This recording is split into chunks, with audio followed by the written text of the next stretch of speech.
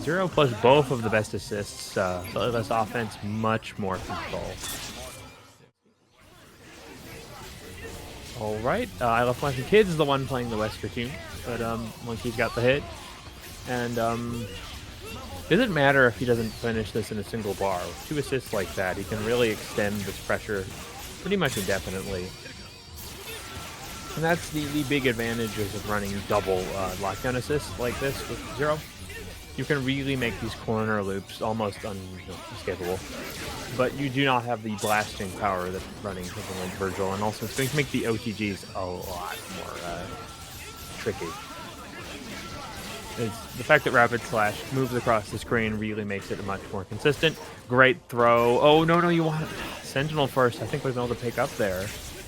You really don't want to let Zero live in this match. Sets up the missile, gets the guaranteed OTG. There we go. Might not even needed the loops, but lightning, perfectly good for the next mix here. Sets up the pseudo unblockable. Ooh, ileftmywifeandkids doesn't want to block it. Looks for the motions of X Factor, and now Monkey is just trying to wear this out. About half left. That's enough. That's both characters. This is all ileftmywifeandkids needs to balance it out. Now Monkey has to block real carefully, or it's over. Dante, a character who gets an enhancement in damage, but doesn't get too much in terms of raw mix potential with X Factor. But that's it. MonkeySenpai clenches it out, keeps it consistent. On to the next match. Alright. Yep, checks the legs, and really generally want to spend meter very early, even if it doesn't kill on Wesker, because taking off the glasses is so important, specifically in a matchup like this where you need that extra speed. But MonkeySenpai, okay. It's a little loose here. Micro adjustments, keeping it together. And wow, really got a lot of that meterless. Goes for the tricky stuff, pulls it out pretty damn well. And once again, Sentinel, spend the bar as you can. Ooh, good check. That's the problem with having double lockdown assists. Zero is not as vulnerable as they appear. Ooh, big drop, keeps it together. Jam session makes everything work. Once again, I think the missile pickup will probably be able to generate enough bar to finish this. Oh, doesn't even need it. Ooh, which side were you blocking on? Respect the missiles. And with the last character alive, might want to use an X Factor here. Want to keep it quick and simple. The case, 1, 2.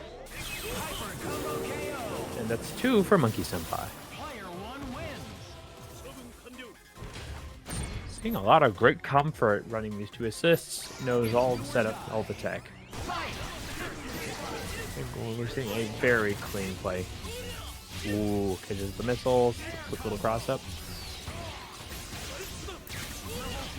Not sure how much bar he's going to need. He's still got both the assist launches. So there's the first. And earlier they showed some pretty good, post pressure for Doom missiles. Oh, that's a drop that you might live to regret, but keeps it going. Here's the missiles. Dead body hops. ileftmywifeandkids not respecting the second half of the downcoming missiles. And Sentinel, being all HP character, makes this very easy if he wants to kill, but Snap is also great. Don't want Vergil to have anything more than X Factor 2. Perfectly executed late assist call cross-up, but can't finish it. This is what happened in match 1. If you cannot kill Vergil on the first hit, you really may live to regret it, but this time it's all coming out. Sets it up, one more time, drops the missiles. Oh! Not the cleanest continuation, but double busters chips more than enough. And Sentinel, no X Factor, big body. I'm not sure there's any way you can come back from this. There's the relaunch, build the first bar, keeps it simple. And that's 3 up, MonkeySenpai. And King, ileftmywifeandkids down to the losers bracket. Good luck, ileftmywifeandkids. It usually gets pretty rough down there. And congrats to MonkeySenpai, freaking good, specifically against this Doom and Morrigan action. Strong defensive pressure that breaks for this. It's interesting to see Xbox is choosing this specifically against Noel. And yep, Noel, honestly, the most spell using in terms of like Dorm players I've seen, a lot of them prefer to mix in a lot more cross-ups or like large just purification and other element games. He just likes to call meteors because even if they block it, you build like half a bar. So, you know, low effort doesn't always mean low skill. It just means that Noel is trying to focus more on keeping the game chip and meter build very consistent in their mind. And really, as you can see, it just works. Everything builds bar, everything is hitting assist or chipping, and it also means the hit assists really don't take a lot of damage when you have access to all these different spell options. And it's up to Xbox to be careful about spending all this bar early. You really want to try and sneak in souls, or you're going to want to have the option to snap if you get these hits, but here comes the Doom. Again, Noel's a, you know, not quite 3, but it's very indeterminate if it's too far for him to get it at this point. As Xbox is playing a very laid-back style to try and just erode. And it is true that the life lead is definitely an Xbox's favorite at the moment.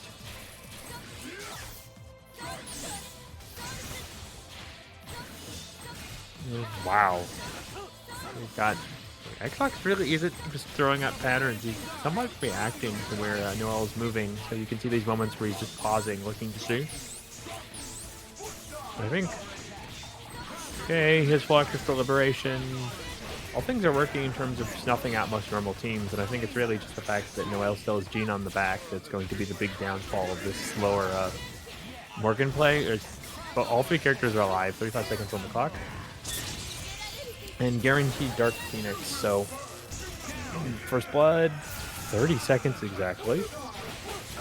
And now it's going to be on Xbox to quickly get these kills. Noel can at any point get pretty damn close to just snapping in Jean and running level 2 like this. This is the issue. If you hit Jean, she's going to get the life lead back. But if you don't, she can easily run roughshod over you. Here we go. Popping in the air. Tries to lock him down. Noel's going to avoid perfectly with Spirit Flame. Yep, looks for the gap. Sets up overdrive, and now 13 seconds on the clock. But it's going to be pretty easy for Phoenix to get this life lead now. Okay. Xbox trying very hard to just wait. That beam got both. Things are looking suddenly quite good. He needs to get a hit. Noel's a major mistake in calling that assist. Actually may be enough here, and there we go. Time's up. Xbox gets the win.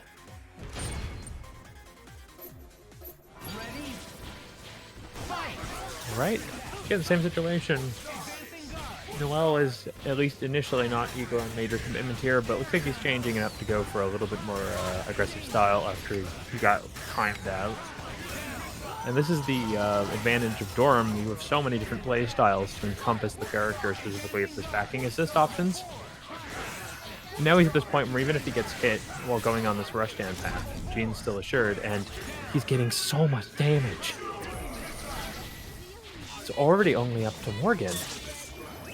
And Noel hasn't even spent bar yet. And this is the situation that Dormammu leaves currently for best Xbox. He can call X Factor at any point in time, but while Liberation is active, you're probably going to have to burn a lot of it to kill Dormammu, so Xbox looking for the best moment. That appeared to hit, but not going to the animation. I don't know who would do that.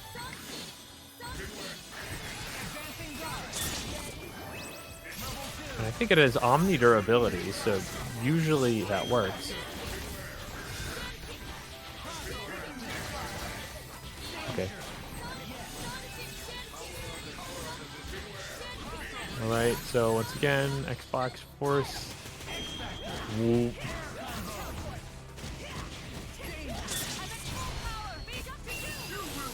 Gening it out, and even though 5 bars were lost, Noel keeps it together, goes up 1. Okay. Wesker. Okay, this looks more like a team very good at snapping. Wesker, in particular, the Strider Vajra, has some pretty guaranteed mid-screens. So it looks like a big change for Xbox here is going for a snapping gene ahead of time as opposed to just trying to spell through the team as a whole. Oh, Strider kind of ruining that. Ooh, Noel taking a risk using that overdrive assist. Okay, wow, missiles just covering. Okay, gets a hit. Oh, can't avoid the missiles and get that. But rightfully, it's still really heavily in Xbox's favor right now. Dormammu really still did lose all those trades. Wait, that's gotta be an execution error. But things still working out. Here comes the snap. The screen. Oh, missiles instead. Okay, Vajra protecting Wesker. Just a little. Oh, this is bad. Two characters. Wait. That didn't work the way Noel wanted it to. But anyway, he's close enough to 5 that you can make these kind of mild errors and not really worry about it.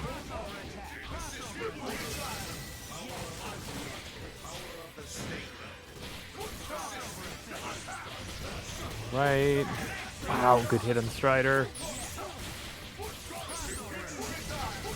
Noel is still very aggressively threading these needles and using this assist pressure, even as he has complete access to Dark Gene on the back end.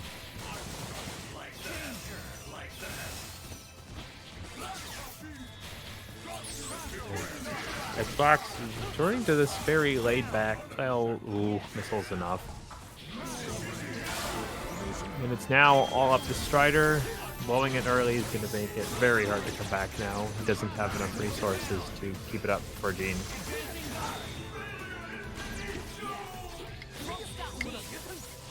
Alright, gets the hit.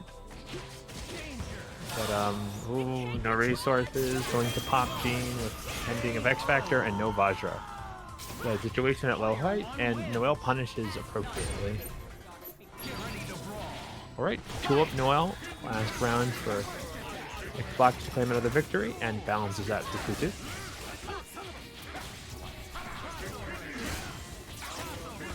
In the same situation, I just think he's looking for the optimal moment to get a landing hit and then snap with Vajra and missiles. Oh no! It never happens for him. Okay, here we go. Calls it.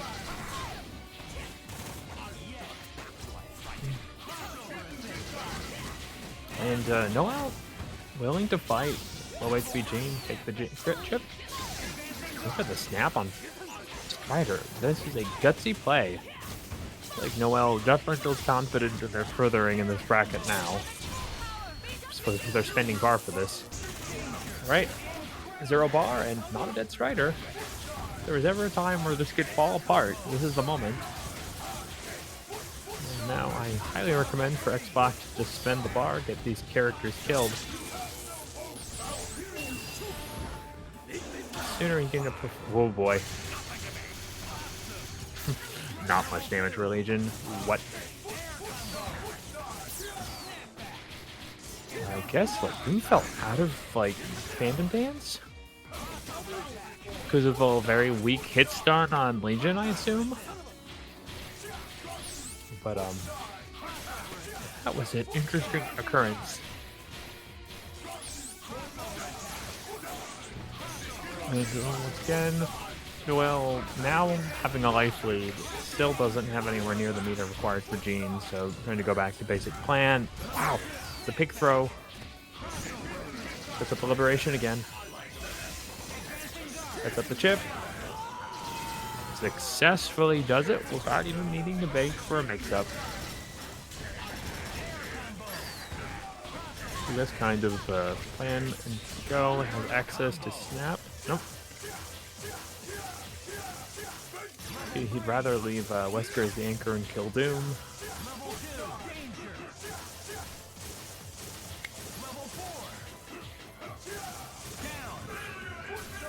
It's pretty simple, things considered. It's a deliberation. He doesn't even have to go for it. Flame carpet more than enough. Wait, it's a little far away. Right. Somehow Gene managed to get back to 5, but we got 15 seconds on the clock. And actually, I think Xbox technically has life lead until that point. Now, yeah, the minute Noel puts up X Factor, the life lead will now heavily move to his favor.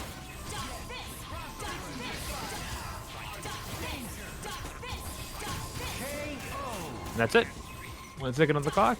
Noel will go up 3-1 against best Xbox.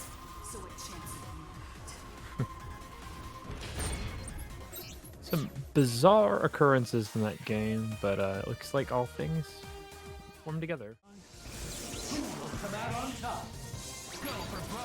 Alright.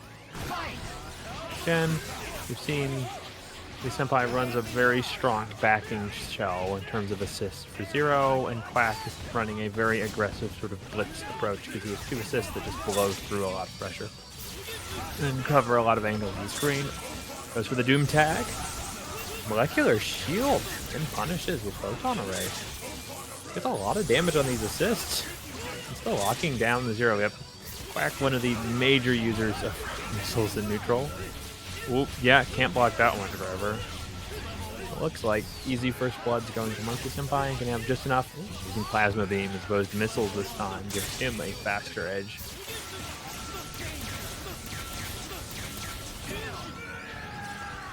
Alright, no bore, but there's plenty of setup time for the mix here. Defensive photon array actually does get Quack out.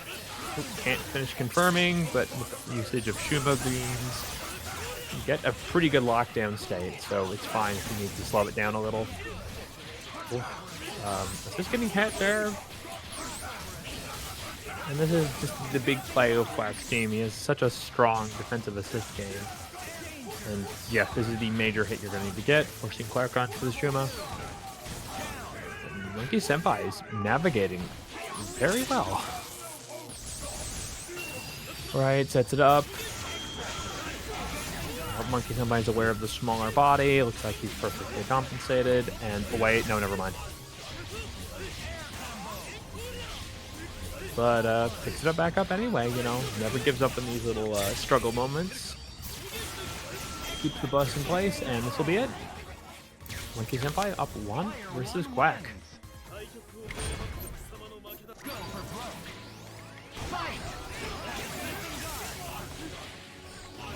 Same thing as last time. Quack is playing a very aggressive quelling team in terms of his assists, so he just really wants to get these hits and run away from them.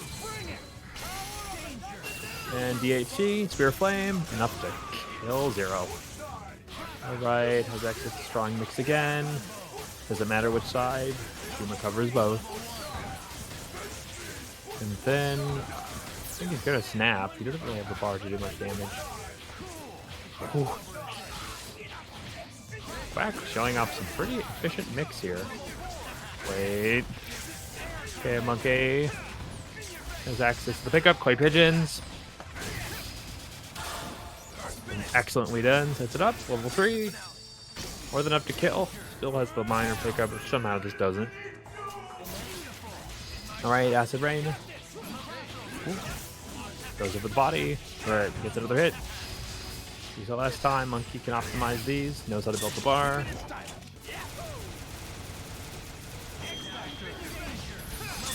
Decides it's worth it, considering Shuma not to be enough of a threat. Right, once again, up to the squid.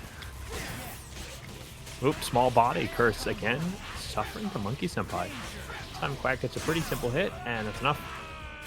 Alright, 5 bars in stock means that he's always got Chaos Dimension when he needs it.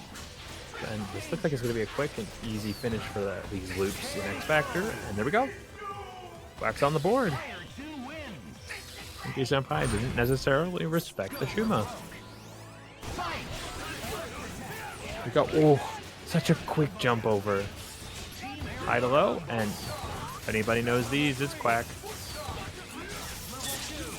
Going for the simple combo. Power of the Nova Verse, and he's back to neutral position. Point in front. Wait, no. Like Genzo goes wrong. But Quack, once again, easily relocating to a defensible position. Pulls the rocks, sets up the beams. And now forcing MonkeySenpai to go in and try and hang himself in the process. Okay. Gets a quick hit on Dante. Looking for a little more, but nice defensive normals. Senpai spotting the quirky little cross-under attempt. Realizing the assist won't cover it. Keep it in tech. Extra damage. That's enough. Alright, one more layer. Collect a couple of layers. Still has access to Shuma-Doom. Plenty of defensive tools available. Gets a nice little punish on that backdash.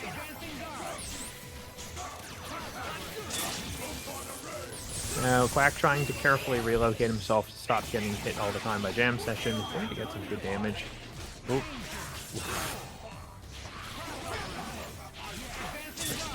Once again, we're on Shuma. Ooh, perfectly executed. Gets the knockdown state, and now goes into this double trigger. And then I'm guaranteeing an X Factor here to finish this. Wait, small body curse happens again. MonkeySenpai is ready for everything but the scale of these models. And the box covering the tag.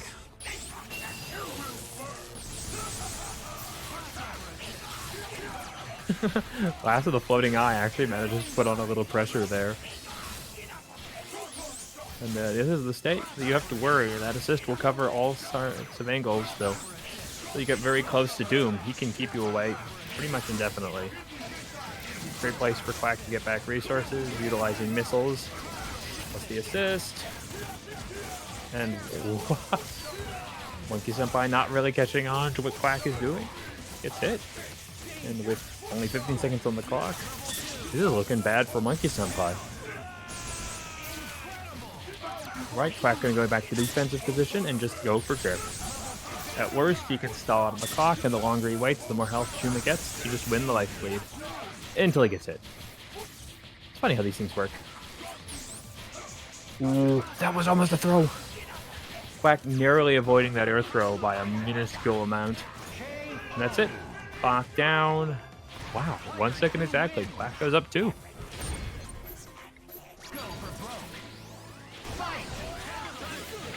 There we go, we're back again. For all the struggle Quack has dealing with the other 2 characters in this roster, he's been doing excellent work at getting quick kills on this Zero. And considering the absolute terror this character is capable of bringing, it's impressive that Quack is so quickly dealing with aspects of the problem.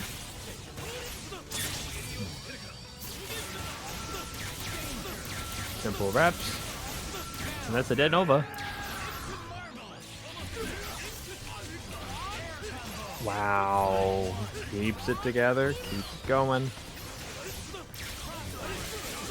Okay, a little awkward here, but he's got it back in. I don't think he's going to drop. Very low to the ground, though. Yep. Senpai keeps the adjustment working perfectly, and now it's up to Shuma. See if Monkey is finally adapted to this smaller body. No, once again, small body curse. This lack of experience ending up being all it needs for Quack to keep going. Oh, dirty cross up. Okay, has the access. Plenty of bar for Chaos Dimension if he needs it. Doesn't. Wait, that's not gonna... No, wow, it does kill. Last hit, making me a liar. Okay, yeah, this time close enough to guarantee the hit. Keep it simple. That's simple. MonkeySenpai, up 2-2. Okay, Quack gonna swap game. Never mind. Instead, confident on the Nova. The Shuma has been putting in dividends. Oh, wait. Doesn't believe in the hit. Gets the opening blow, but doesn't confirm. Lock's covering it. Okay, brings us a tag. Doesn't want to get by busters. He needs to call the assists. Plasma Beam just stopping that Shuma-Gorath right in their tracks.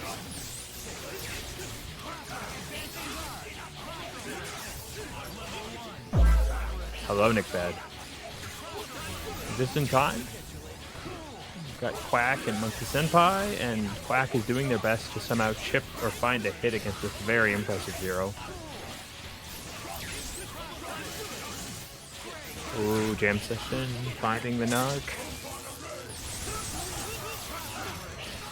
Kind of surprised Quack isn't, you know, just 3-0ing everyone. He usually does that. I think Quack has, let's call them blue periods. But it looks like with your confidence, they found the hit they needed. Talk about a good layers there, but foot dive, the best limb, dive kick, and projectile in the game all at once. Why throw lasers when you can throw yourself? The best zoner is also the best crafter. I don't know, we were talking about JP, but anyway.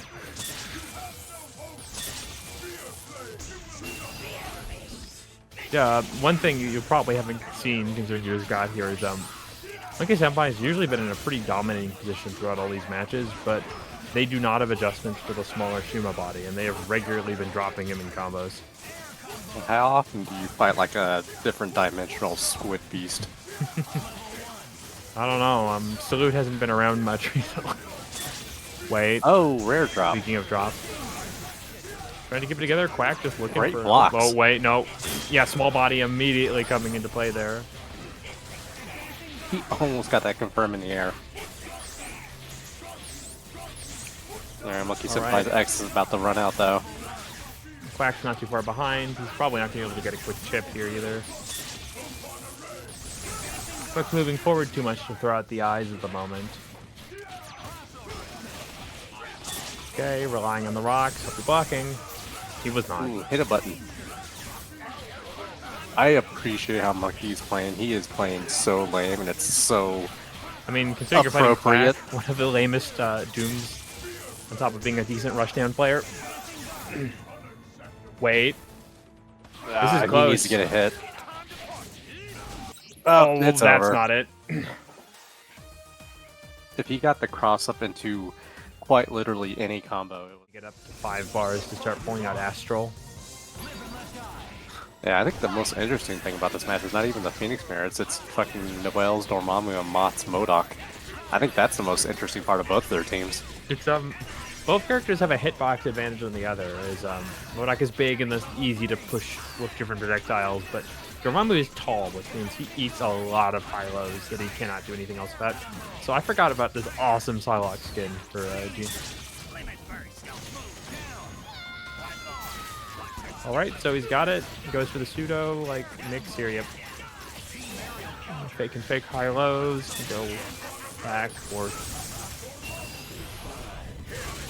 Oh, this is bad. No X Factor. Oh, Dorm's still jammed. That's why he didn't go for X Factor. I don't think he could. He didn't have confidence he could confirm it. All right. Tries to pop it on the far side of the screen. Overdrive immediate.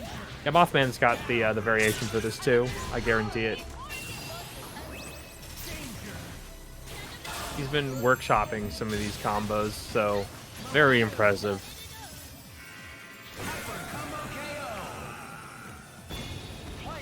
Sorry, I had to yell at Romora. Also, he can just start playing WoW. Also, Fetus tells me that Quack eliminated DXP off stream. What about playing WoW? Well, Romora apparently got it. Okay. Bruh, you're not even going to make it past the starting zone. It's like, you don't have the mindset for it.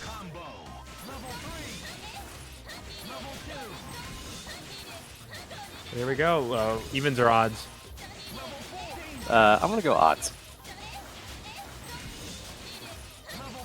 Yeah. You actually have to be a good player to get into raids, Romora. I'm sorry. How the hell did... Oh my god, I won. Yeah.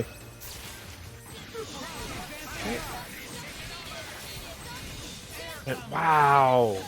I mean, Mothman's been strong other weeks, but something's angry about this man tonight. I think somebody took away his lamp. Okay, he's setting up. Oh, it was a little too off height. He was looking to do the X Factor cancel into Soul Drain kill. Oh, gotcha. He was first time he was a little too high, and that time he had too much damage already. This is rough for Phoenix. Like, just one of those characters that can just really screw with Phoenix, unless you get hit by a TK fire. The fact of the matter is, he's got enough time if he stalls properly with M.O.D.O.K to blow through the X Factor, and at that point, Phoenix doesn't like to pop other Phoenixes if you don't have X Factor available. Okay, so it's a healing field. I don't think he's gonna have a choice. Okay, this is pretty much quick draw if you've ever played Kirby. You flinch once, you lose. Oh my God, healing field, not enough. Healing field is it's straight up hyper armor. Kevin, my favorite mini game is still the one from Crystal Shards where you shoot the little lines that knock away the platforms. I played that for hours. Anyway, MothMan up too, and I mean, as I said, Noel was definitely ranked near the top of Evo seeding. So this is always an achievement to do so well. Okay, Liberation. Even if you block it, it's practically a bar's worth of meters, so it's an all-win circumstance. And M.O.D.O.K goes down. But he did build like pretty much the entirety of what Phoenix needs.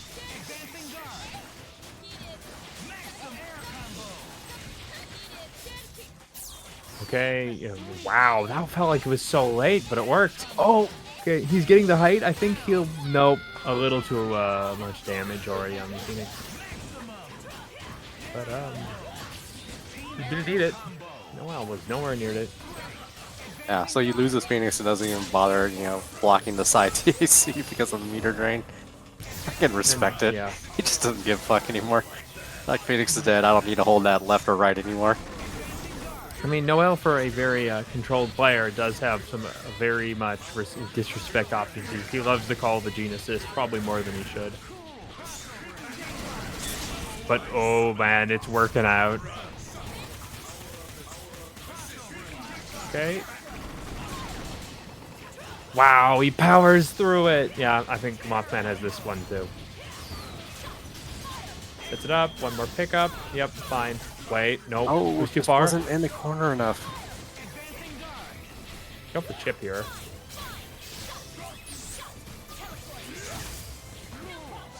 I don't know. It has Wait, Dark Mace, but that's a no bad X place Factor. to pop. You don't want to be that high in the air when Gene's on the ground popping. Then you had to block that. Nice job for Noel, though. Good defensive countermeasure.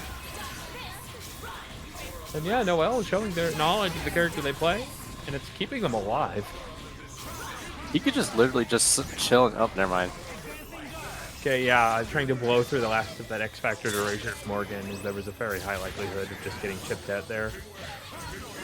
Okay, this is really anyone's game. Okay, Oh, dude, now it's not. It's deaded. I'm sorry, I dropped the curse, or should I say the hex. I mean, man, Dormammu could still do something. He just needs to get a kill, and really fucking quick. 2 more bars. Oh, Wait. hold up. Stalking Flame might actually be enough to set up the life lead here. Oh, do another She has Stalking Flare. No help. Yeah, second one. Oh, Liberation helps too, Meteor. Oh, that works too. Oh, Wait, it's not enough. He's a little too early. She missed most of it. Wait. Unfortunate. Damn. Such a squeaky voice when he says that.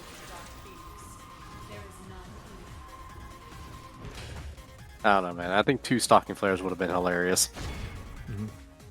I think that actually might have worked too. Is like Chaotic Flame was just very high up in the air. Oh, and Noel is asking for a DQ, so that Because I had a job. I got a job last month.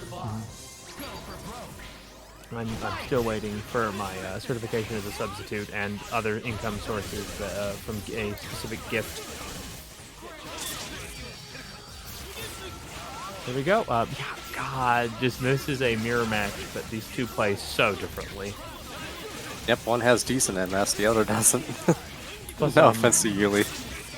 Also, a big thing about Monkey's team is they forego the classic usage of a Vergil to have both of the better neutral assists for this character. So, strong aspect is they just have really long lockdown and like block string offerings, but no like explosive back half X Factor character. Mm-hmm. But, I mean, it works because now this block string just keeps going, and yeah, Monkey's gonna have enough like meter available. Wait, to the snap.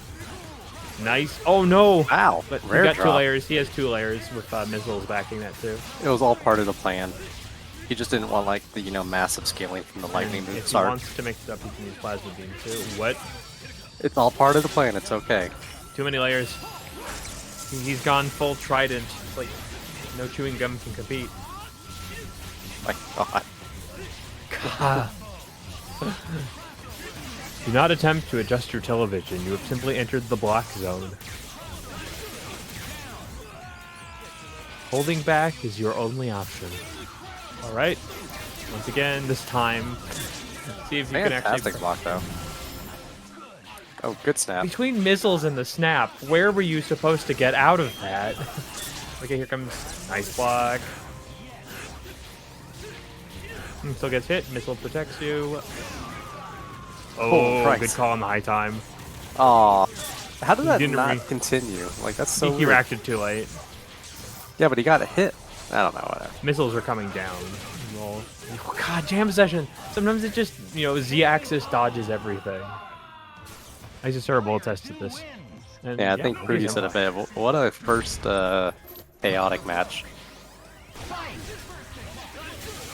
But, like, Yuli, I think God to see like Dante play, but his Dante is very scary for what is normally the cliche of flex that Dante players or else the Zero players aren't that great. Yuli is not in that cliche. Okay, brings it in early. Yeah, good dodge.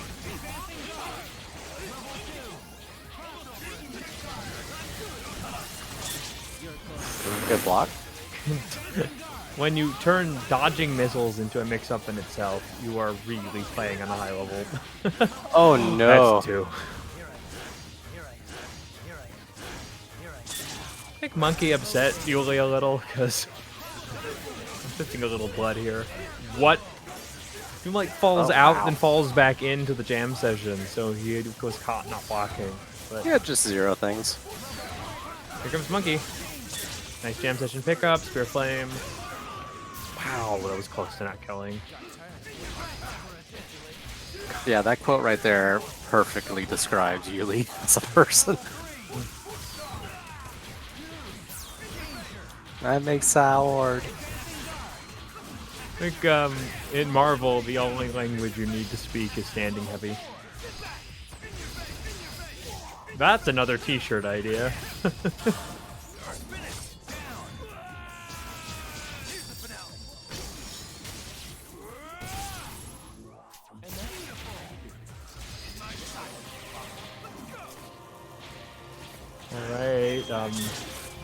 Alright, yeah, X Factor swords. I'd say Yuli was at a deficit, but when Vergil's still fresh on screen, there is no such thing as a deficit. I don't know why I laughed, but a Vergil doing full screen Helmbreaker to X Factor is just one of the funniest fucking things I've seen tonight.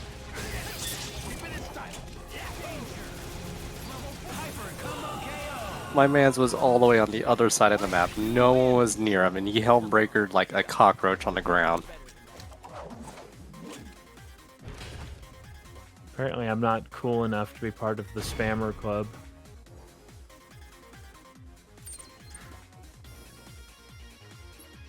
Yep, that'll be,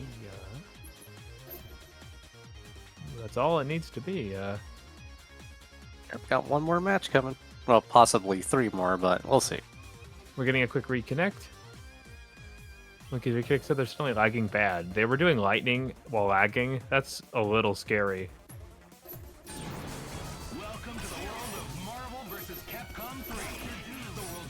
Of course, Fruity's right. Please claim a code on Chirino if you've got a moment.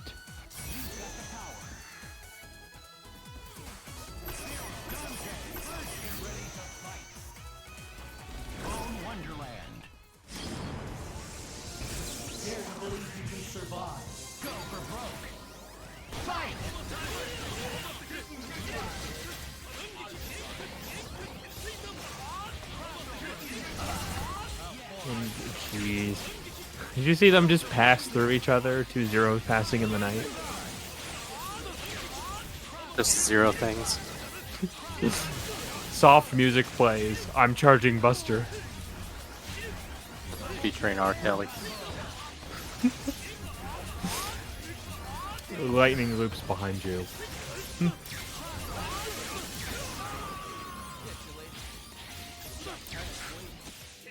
Okay, that was almost a fantastic reaction there, but Yullizhez does get hit after dodging.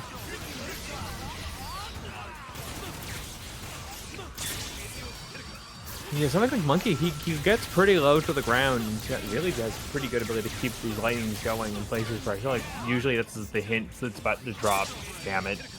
I can only imagine what Yuli's watching right now. It's probably close to a PowerPoint expression, like a presentation. It's like catching the fly with a pair of chopsticks. It's not that he's, you know, got great frame rate. He just has predetermined reactions that are far in the future. You don't need any amount of FPS once you got this going. Yuli's just a time traveler. It's very simple. Wait, wait, wait. Yeah, you can't cut through all of them at once. That works.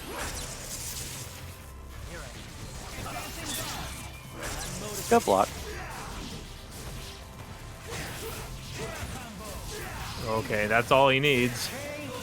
God. Alright, Monkey takes Monkey's it. just looking unstoppable right now. Where have you been all... I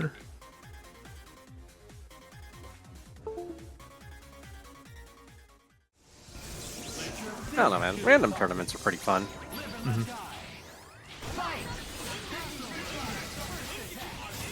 Alright, so...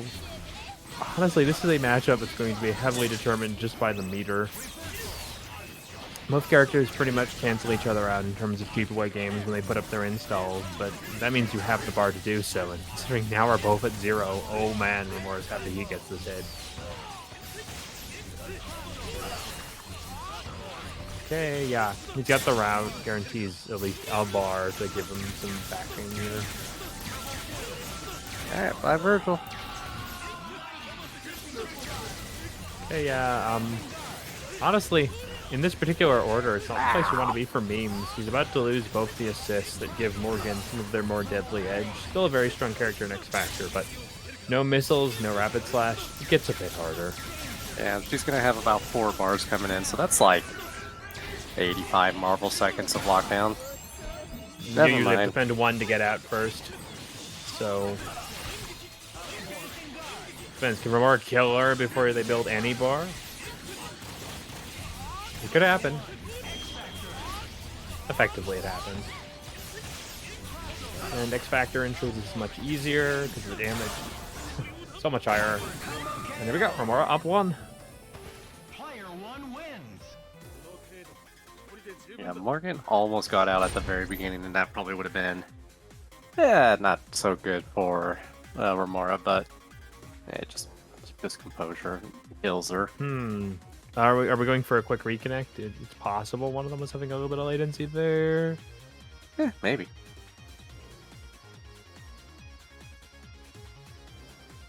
Hang on.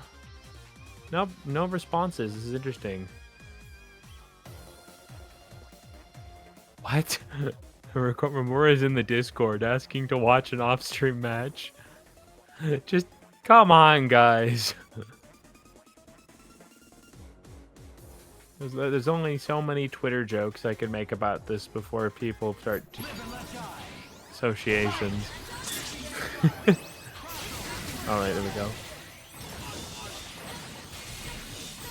Okay, and then we're back into it once again. Memes very quickly drew the hammer undropping the install, and I think Romora's already just stalled through most of it and now has considerable meter lead here. But it looks like Memes is adjusting for more aggression, and that works. That really works here. Grab the bar. Vergil ate most of the Doom missiles there, so he just opted just to do the super to get the kill. Yeah, that's the kind of friendship I think everybody deserves to give Vergil. Oh, is he gonna try and kill too? But is it? The man tore his own son's arm off. I think using him as a missile pillow is a very appropriate way to maintain that relationship. Yeah, I have the picture somewhere, but it was a picture of Vergil wearing the cloak in the beginning of the game, holding up his son's arm, but the arm is holding a coffee mug that says "World's Best Dad."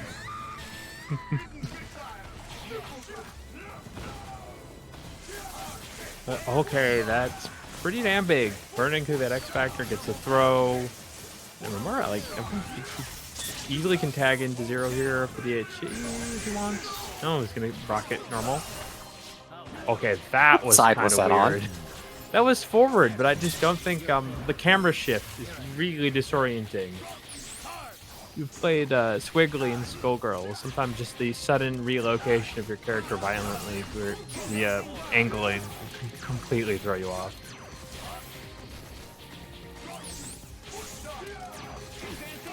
Like, he's just holding on to the sword here. Oh, Vergil doesn't have X Factor. I just noticed. Nope. He blew it during the Doom when Romora got that back throw. I don't think X Factor was Double going to save him flame. from that. That's now twice done. And I mean, Memes is very close each match, but Romora is just keeping it very consistent. Imagine he's got good for all his potential future students. He's been on X about setting up his academy trainees.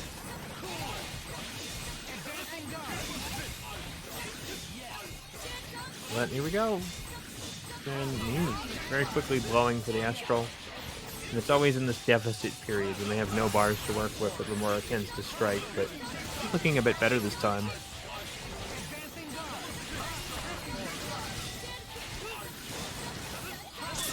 Okay, gonna get that Doom. Romora doesn't want any more damage on that resist. Yeah, but Morrigan makes a clean escape too. Okay, it's four-dimensional chess for sure at this point. Both characters are just sort of trying to get that projectile to clock the opponent away.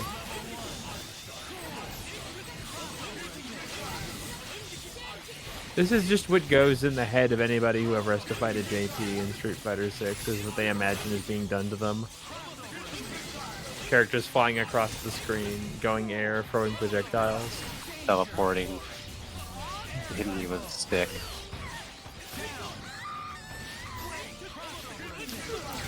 Perfect management. Wow, nice block. Oh, good fuck. He gets out. Impressive work, Memes. Dude, I certainly wasn't blocking that.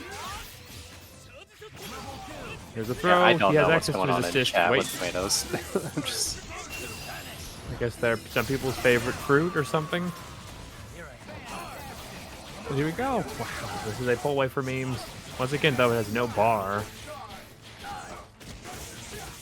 And we're capitalizing at all capabilities now.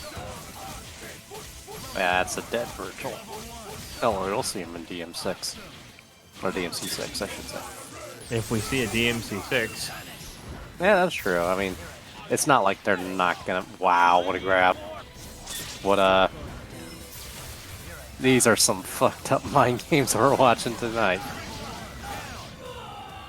Alright, Memes is still in it.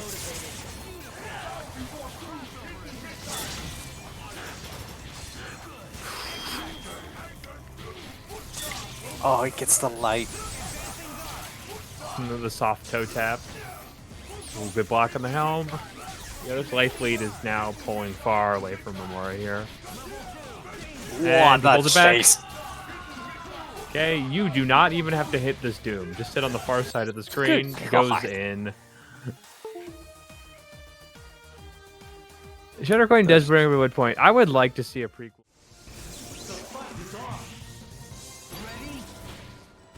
Oh, we got the Joe Fix-It skin. Everybody loves the Grey Hulk.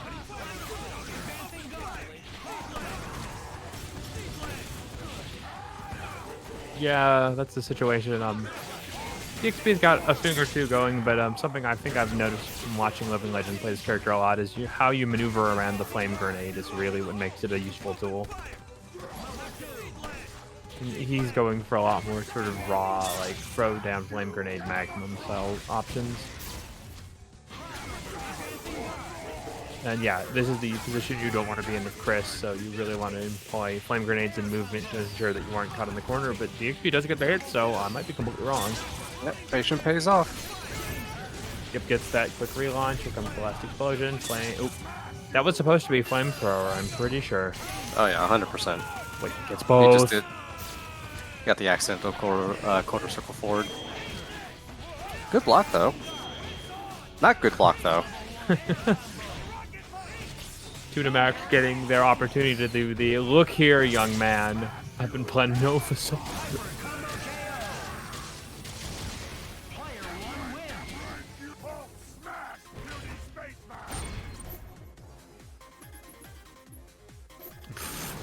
Wait, what? Max changing characters. Wait, what? Oh, He wants them to he's play challenging, yeah. About to say, no rules have been broken here. Max just That's showing off next some level Marvel hospitality.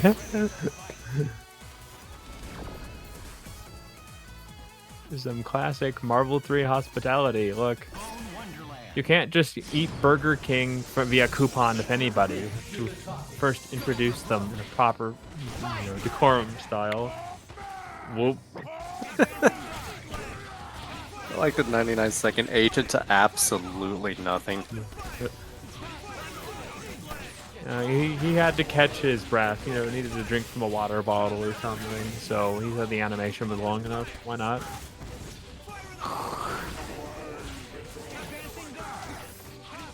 Yeah, DXP keeps throwing up these flame grenades, but he's not maneuvering much with them. So he's actually just going over them. He is winning the life war so far. Look at that. It's just a perfect trade. Alright. Wait. It's a little late. Never mind, it works. For a second I thought Nova might screw that up. Oh, that was a mistake. Or was it? Sometimes Or mistakes was are just it? happy Holy little shit. mix-ups.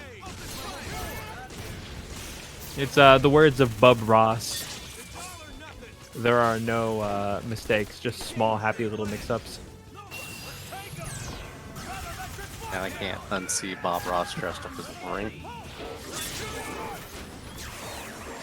Well, I mean, it's funnier because they did the whole Deadpool Bob Ross promotion for the second movie.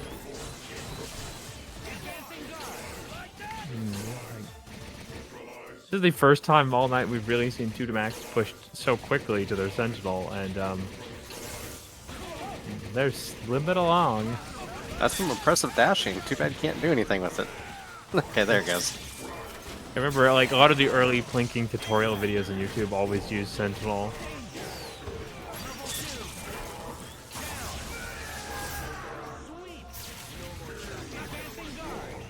Okay, ooh, almost fixed the throw.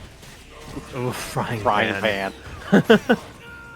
All right, 2-Max really has evened this out, and I'm not sure how much wow. DXP That has was Dante. sick.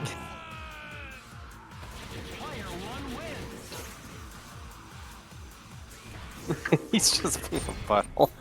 I mean, 2-Max has been having a pretty good night, all things considered. I think they're allowed it. Plus, I mean, you gotta cosplay the Joe Fixit skin just a little. It is the, like, worst part of Banner's psychology. Okay, Lincoln Tablet. Oh, let's get away from him. Oh, he doesn't have 3 bars. I'm an idiot. All right, ignore that. Yep, That would have been probably an Sentinel X again, and factor. he gets like a anything.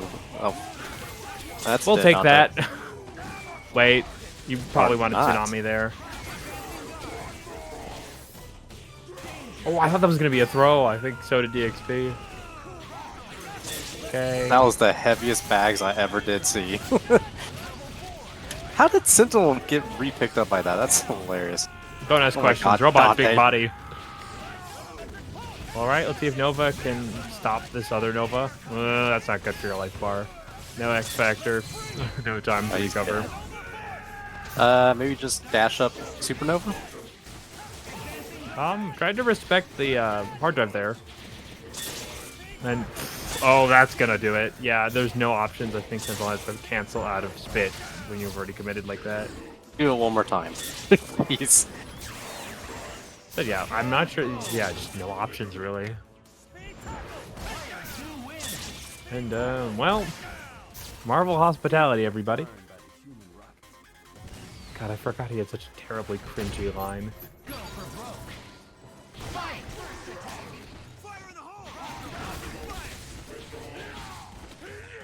I'm the best Nova. Gets the throw. I don't even play Nova.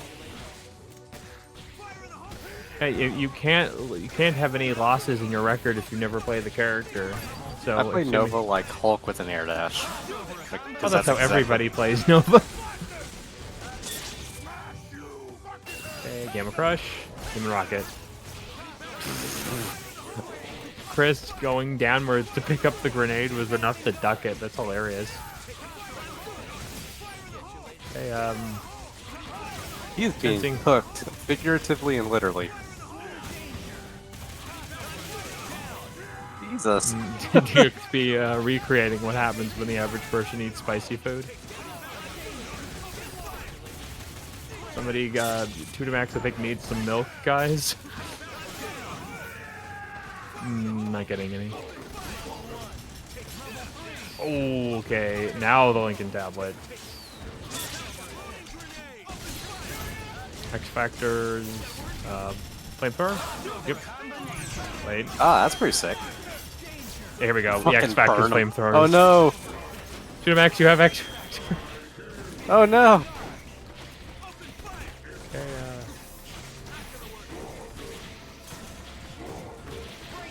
he's trying to go for that. is it me or is 2-Max angry? He's something. He's really holding back on that command throw, looking for the moment of DX. Wow, I would have done it there. All right, 2-2. Of course, Shedder Corwin, thanks for the sub. Alright, so from like a commanding lead from 2-Max to now game point.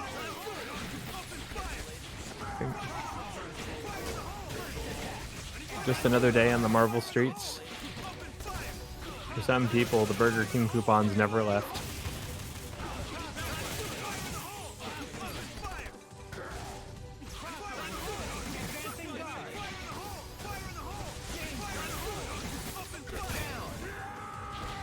All right, DXP showing off that 2-Max may be a little What a crap. asleep at the wheel when it comes to countermeasures. Okay, sets it up. Doesn't get the hit. Okay, here's the throw he needs, and yeah, about half. Oh my god, the drones! 2-Max has suddenly fallen into a hole of misfortune. But okay, this one's clean. This is. Goes for the Dante. Yeah, that's a little high. Just a little bit. He probably could have jabbed about 7 more times to make that work. Can the rocket readjust? Oh, nope, never mind. Wow, that actually beat it. Goes, I guess there is a bit of a gap between he goes upwards and then he activates the bubble. Oh no. Well, the turbo T's will never stop at this point. And I do mean that. That's really dirty, grabbing in between the Sentinel hits. Nova absolutely adores multi-hits. It's the reason why I keep suggesting people use Star's Wesker Nova in Clone Engine. There we go, 2-Max up over DXP, Chris edition.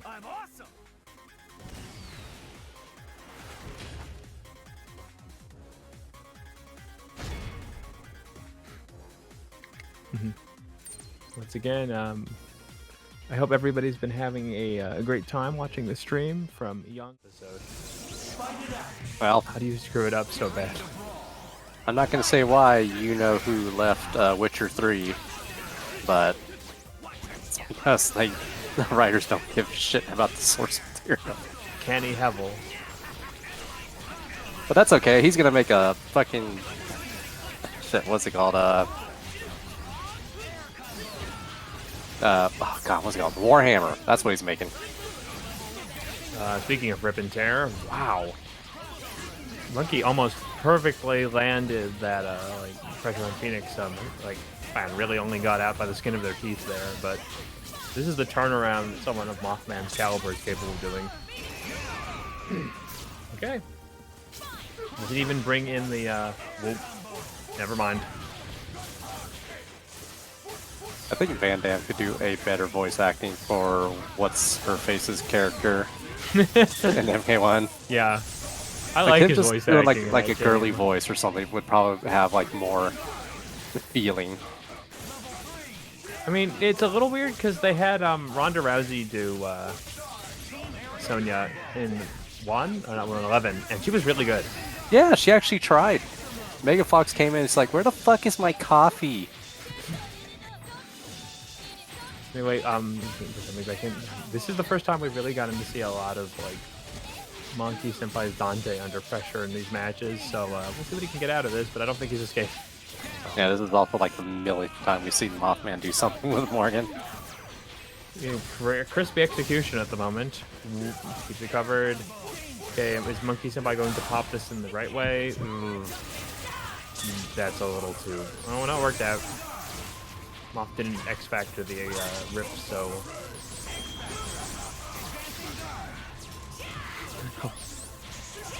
No one drinks Four Locos, you experience them. Yeah, you just got the taste of the paint chips has to be something you slowly consume.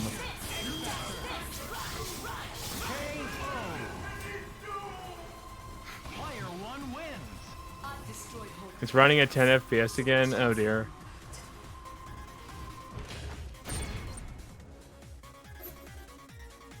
I'm sure this is because we're unintentionally talking about something Jeff Bezos put money into, and now he's punishing people for He's it. punishing. We're inadvertently punishing HAVENGERS, and he's doing absolutely nothing wrong. Just say, okay, we got a gap. We got a gap. So, what anime would you adapt into live action or other franchise? I know they would really royally fuck it up, but I would really like to see a live adaptation of Outlaw Star. Oh my god. I love this answer. They're my favorite series of all time. I was going to say actually reincarnated as the villainous All Routes Lead to Ruin. It's a pretty fun series. I think they already tried to do a live action Full Alchemist. Yeah, it was some sort of, I think it's like a J-drama. It was really bad.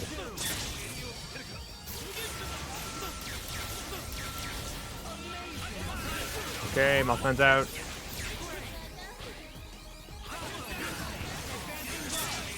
Please tell me it's Brooke, Kevin. God, Evan Gill. Oh, we'll do. Alright. Wow. This is a huge change of fortunes. Now, Mothman is absolutely on the backhand here.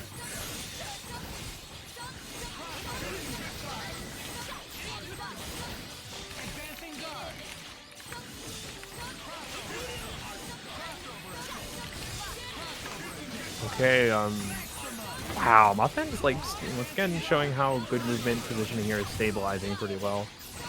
Because MonkeySenpai really had a lot of great aggression.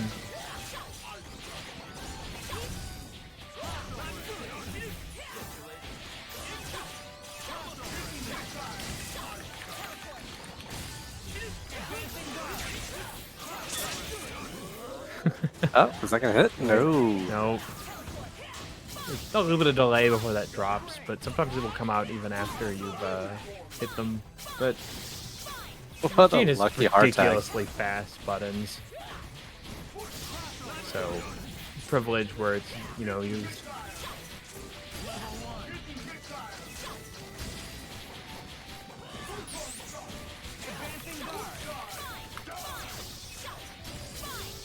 Okay, what the hell? This is slowed down so much, and I'm not sure it's the latency. Both players just really don't want to commit to getting in the range of the other right now. True. Yeah, oh, no, he's going to, yeah, pop in the air. That's smart. Nope, could hard tag that situation, but you know, gets a hard tag, and he still has a healthy life lead. Okay, almost gets pick. Shadow Blade in the air.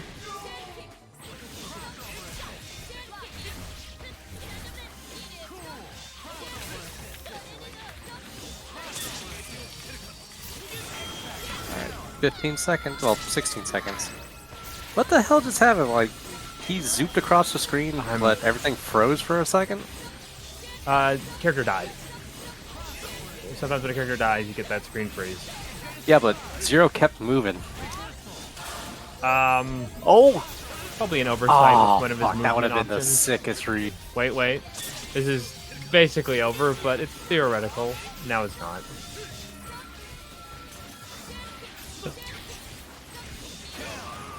Time's up.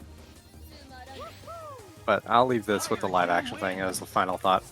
I think they should just leave anime adaptations alone and probably just keep doing kind of like, not really obscure, but like not least well-known comic book series. Like Umbrella Academy? Well, that or The Boys, an example. That blew up like completely. And if I was going to make a suggestion, just have them do Punisher Barracuda. Just put that shit on HBO because it won't exist anywhere else. And if you guys don't know what Punisher Barracuda is, trust me, it's all kinds of fucked up.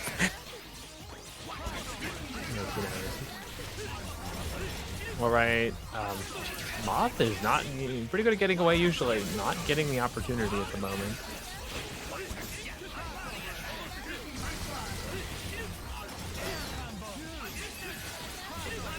Okay, he's close to 5. But Sentinel hasn't really been touched, so you've already mentally prepared that you're going to have to fight Jean at the worst. It's possible to win anyway, and the way MonkeySenpai is keeping their life intact, they're going for that option pretty damn effectively. Oh, this is big. Happy accident. Thank you, Bob Ross. Alright, yeah, 4 bars. Take If it they easy. made a live-action God Hand, it would be about a dude that kicks people. Because they would completely fuck it up. Let's be real, sick. I mean, it is some odd reference to how off Julia was in the Cowboy Bebop remake. Sure.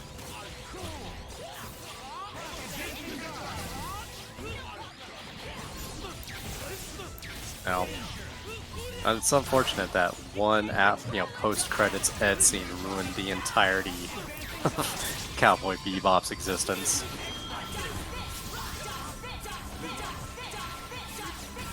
Okay, MothMan now actually put into the situation that I was anticipating. Got Jean, got X-Factor, but MonkeySenpai's got a fully loaded team, and they were prepared. Player 2 wins. Get ready to brawl. Fight. I have a feeling I don't think this is winners finals. Oh yeah, I think the past 8 matches have been all winner finals. what is something? There's been some new technology upgrades, and we're all getting used to it. But wow. Well, who keeps buying MonkeySenpai like energy drinks? He's got Romora's for Loco. Oh, he stole DXP Starbucks, clearly.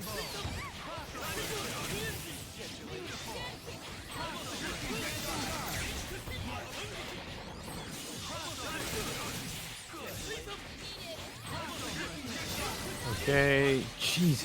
Like, you're seeing, like, MothMan's trying to set up these patterns, and, like, MonkeySenpai just relocates the 0 to be out of the pattern path every time. Pneumatic 0 movement. But, okay, yeah, this is starting to show off MothMan's hard-fought tech development, but again, as much as I'm confident in the absurd power of Dark Phoenix, MonkeySenpai not really taking that much damage. It was clean play, leaving no gaps. Okay, sets it up. The missiles cancel that out. Okay, so drop the soldier in there. Gets it this time. Okay, this is the big. The snap character is now out. And That's the big thing. There is no Vergil on the back half, so 2 slower, still strong, but slow D characters in some regards. Not the best place to be when you're going to be dealing with the Dark Fiend.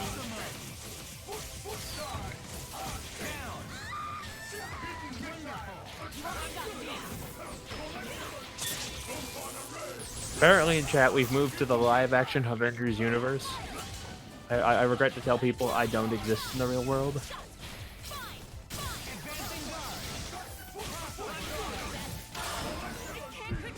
Oh, this is smart. The molecular cannot pop there. Where's the X Factor? Yeah, like Monkey? Despite the circumstances. Just reacting so well to the circumstances. Well, after all the years of him running away as Phoenix, he's gotten pretty good at it. Ooh, dirty. But the way MonkeySenpai's playing, you don't think they're seeing down the barrel of a Dark Phoenix. They're playing so calm and collected here. Okay, yeah, look for the chip opportunities. Life lead. He did it. Mothman has to get a hit now. Oh, Vortex! No. The kid did it! Yep, he knew just, you know, even if he got grabbed at that point, it wouldn't have made a difference. I mean, if I were MonkeySenpai, I'd start playing poker, because this... After the 500th episode. Oh yeah, I use the don't watch filler guide when I watch it. Oh, you have to, unless you're like a sociopath. But, okay, what are these teams? I don't think know. I've heard of a cage match, but this is clearly a bub match. Oh, the live-action One Piece is pretty good. Is it captures the somebody is clearly on mushrooms while writing this feel perfectly. And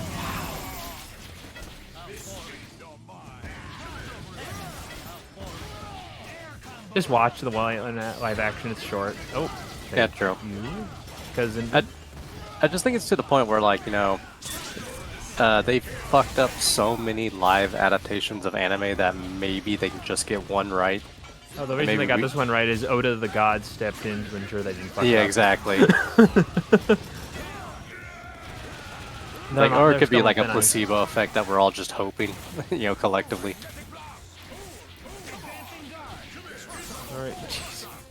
What's the fault of Haggar? I mean, Max, big body player at heart, you know, knows what they're doing, but I'm very confused why Romora is playing Team Kiddo. Yeah, because he wants to play Kiddo. He misses his friend. Sorry, Jason Bubbo. We're not allowed to say kid on the stream.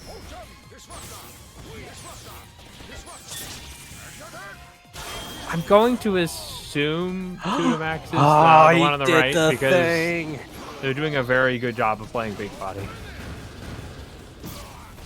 Pub choice words. You can't back up in the corner, Romora. I don't think it works like that. The Judgment Cut assist, that is fantastically amusing.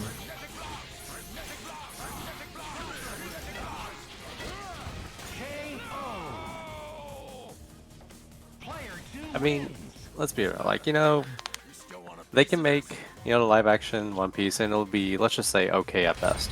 Netflix will be like, hey, we're gonna make Bleach live action navigation. No. And then he's gonna come out and be like, I'm Ichigo. Just completely. I mean, the English dub for that show is already so bad with the names. I'm not sure the other ones can do it any worse. And there's no way someone's gonna sit through, like, you know, season on season, like a paid actor is gonna say Orihime as much as like they do in that show. They would change her name. Well, because like half the cast says Orihime, the other half says Odahime for some reason.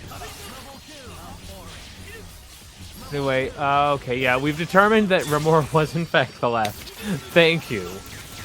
Well, and then we're gonna all wait for that one episode where Ichigo says, "Bankai." No, it's gonna be Ban. Something excessively long and very aggravated. Like, why is Max still playing this team? I'm very confused. I don't know. Could you imagine? Pink eye. Could you just imagine like any of like the squad captains like actually English paid voice actors saying their Bankai's names without Okay, imagine Liam Neeson trying to say Zanpakuto for a second. what was it like Zimbone? Zanpakuto. Like I don't know if y'all seen Okay, the latest episode of Bleach, but Nah, I that stopped chick's watching after. Bankai name was like, I swear to God, like 27 letters long. But also, if you are going to watch the One Piece live action, Sanji is so good, and they got like the fighting style perfect.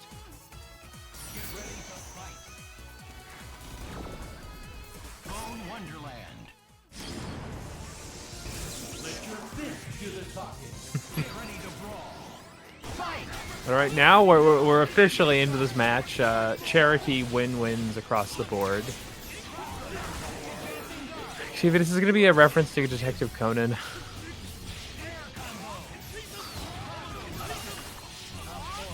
Oh, that works too. Anyway, Romora gets the hit. Big bodies do not. Wait. Rare drop.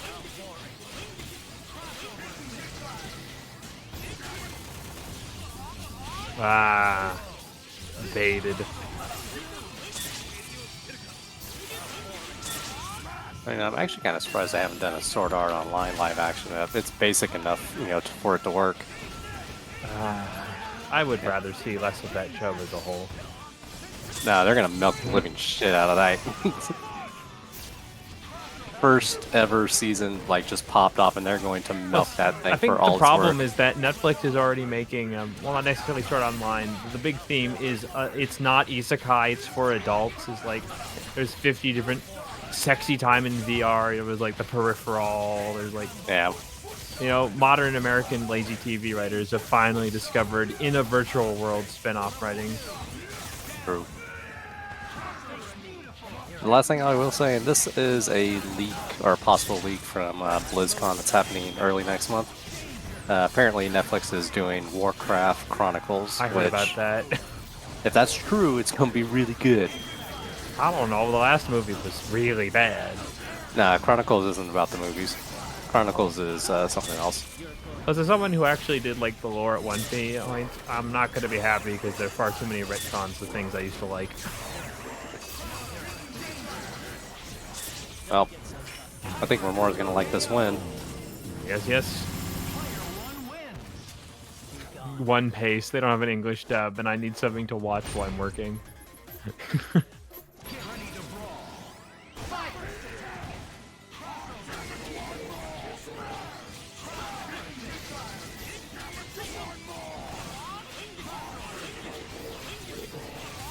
This way, considering we're going to talk on a Capcom topic here, they remember the Monster Hunter live action movie that wasn't about monster hunting?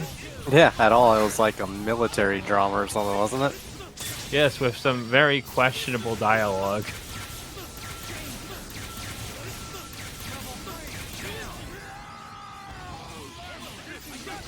I hope that's the last time Capcom licenses a spin-off that bad, is because some of the fighting game adaptations have recently been really good. Like, the Tekken thing was a little dry, but it at least was exactly Tekken.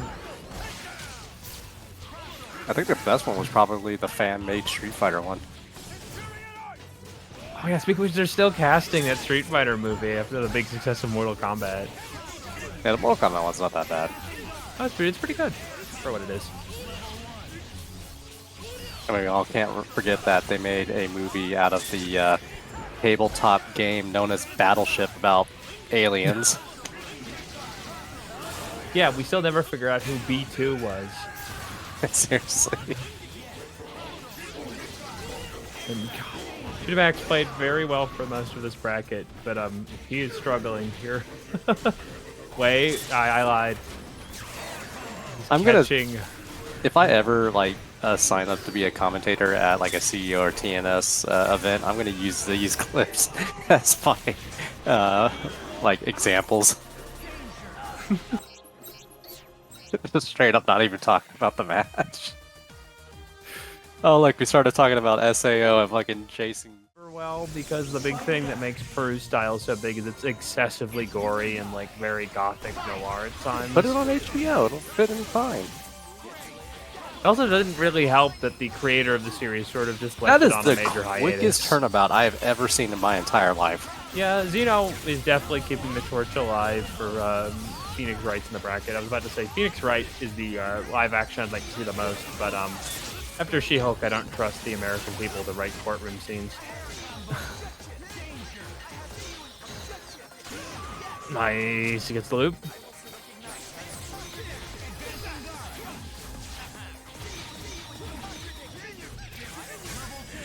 I would actually not have them do a Samurai Jack one because I know they would royally fuck it up and piss me the hell off.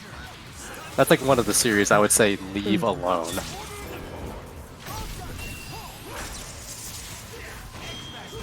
I know, it's not good.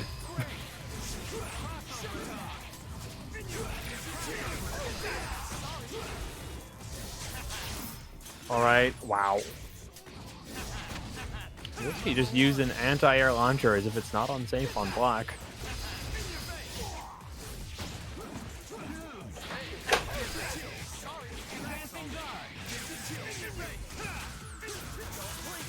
Okay, good options. I mean, I assume there's an X Factor cancel somewhere in here. Here we go. Good pickups. Really needs to build the bar, so goes for the longer route. Brings in the demon. Wait, what? Not all moments are ideal to put up the washing machine. Gets the throw right through anyway.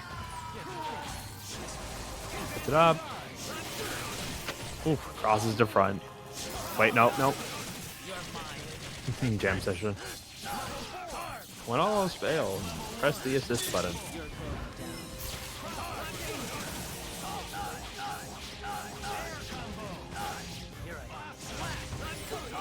Wait.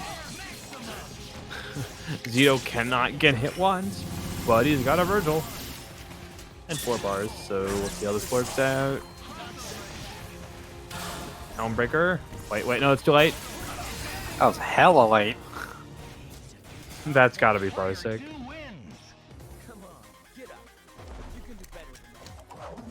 Peter, where did you... Oh, that's Hazy. I was trying to figure out where you got that emote from.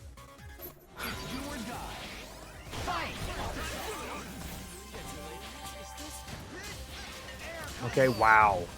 Yuli did not reset that RNG. I think they're going to regret that.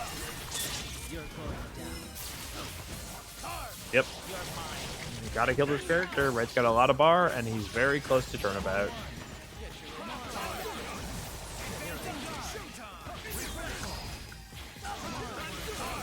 I honestly thought that snap hit.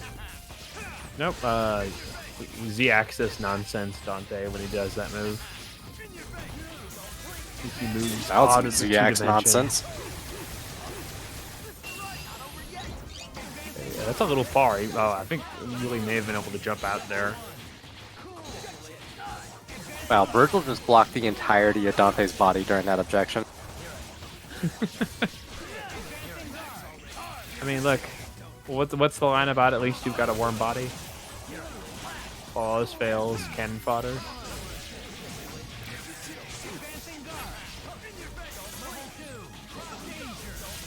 Wait a minute. Xeno's got this.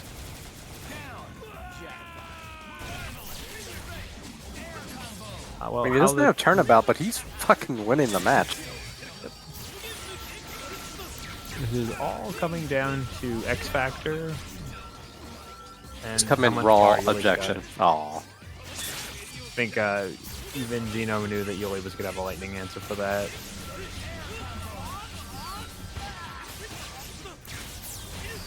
Okay, just snaps the Phoenix Wright. Wants that Vergil. Feel free to X Factor anytime, Yuli. Keep it easy on yourself. There we go. When all that matters is getting this kill, there's no point in making this so hard. Alright. Wow. Yeah, X Factor level 3 comeback 0. Don't see it too often. Okay, Xeno's got one more chance. And Yuli still hasn't reset the RNG. Okay, gets the Romora, I almost spat out my water.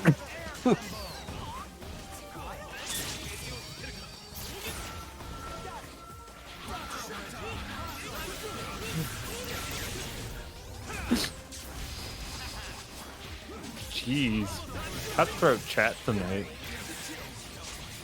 Psycholic's just not taking any of it. I just now, god damn it, my random thoughts. Thank you, Now I'm just imagining Yuli playing other characters with those kind of quotes, like if he played Dormammu, I make the stockies. You know, if anybody ever hosts Yuli at an American tournament, Look you're at going to Romora, have we to have the print same him. brain. Look, you're going to have to screen print him a t-shirt with that quote on it.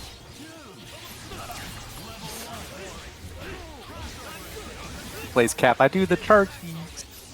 So all I'm saying is if you're not careful, you're going to push him down the same route of some very popular and currently top-tier Street Fighter 6 players, but they learn English just out of vengeance.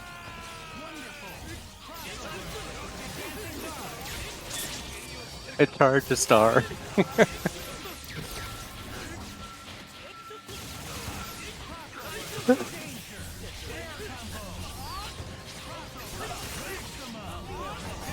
Okay, now that's an interesting question. Can chat name a single Italian Marvel player who you consider pretty good?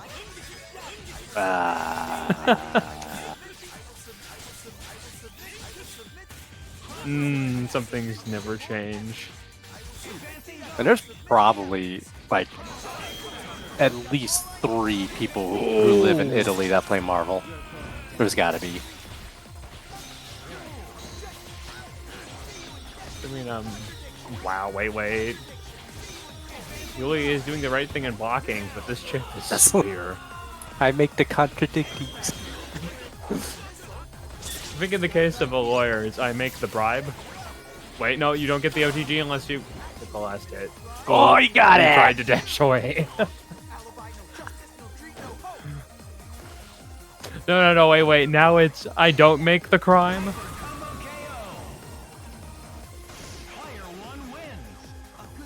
Yuli's gonna be weird watching his matches. He'd be like, what the fuck is going on? Okay, nice opening gambit again. Oop, what? Wow, apparently Xeno must be off time because the seeds changed. He got a plunger. That's very unspeed run of you, Xeno. Actually, oh my god, that would be the ultimate disrespect. It was a Phoenix Wright match. You put up the speedrun clock on the side. And just have a split for every time they get a good piece of evidence. That would be so much disrespect.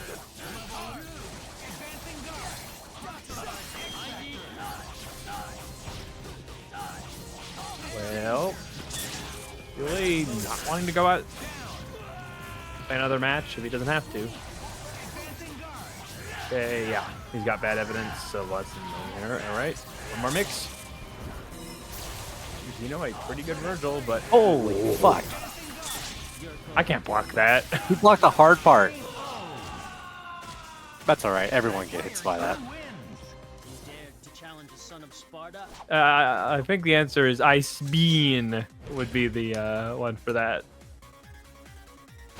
Bean. Also, looks like we still got a few Matcherino codes, so if people could please claim them. Like hits it on the nose of that one. Yeah, that one was cringe. Instead of Orihime, it would be Susan.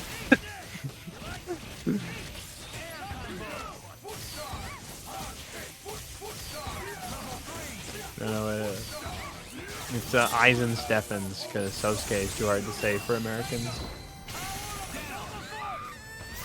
There we go. Wow, Quack is going full Nova this particular bracket, it seems. Chad would still be Chad. Yeah, but they never say his first name because... That's true. Oh,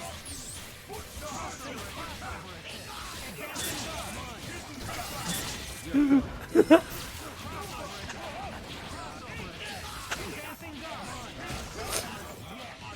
God, like, once again, like, Vergil, scary character. Quack just doesn't care. He dives face first into death and or swords.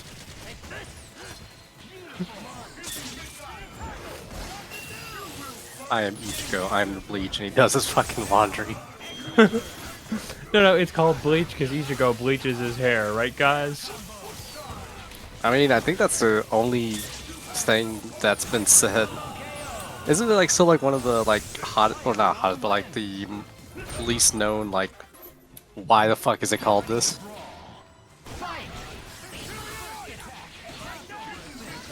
To some extent, yeah.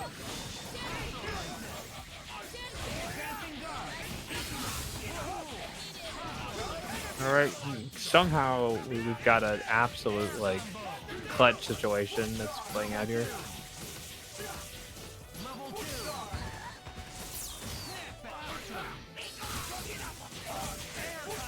No, it's very simple. They're going to do a Bleach live action. The entirety of this first season is going to just be spent with Orihime, like, annoying him and Rukia in pajamas, talking about rabbits. Mm-hmm.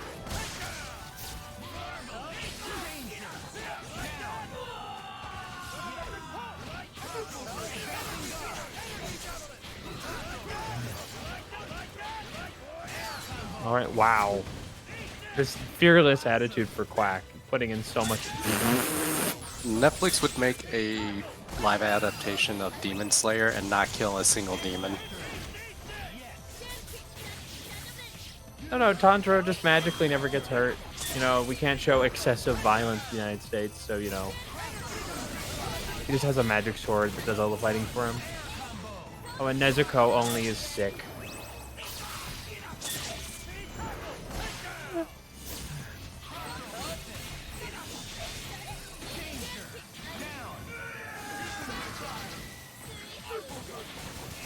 I mean, to be fair, some of the demon fights, that's basically what does happen, Kevin. Just the tea is poisoned. And he gets all bloody. He's like, oh, sorry, I just fell down the stairs. It wasn't because I was fighting a literal fucking man. Oh, no, they're going to make a Inosuke, and when they take off the head, it's going to be some butch tough guy. Be fucking Ryan Gosling. That's going to be some major tough guy, like a motorcycle.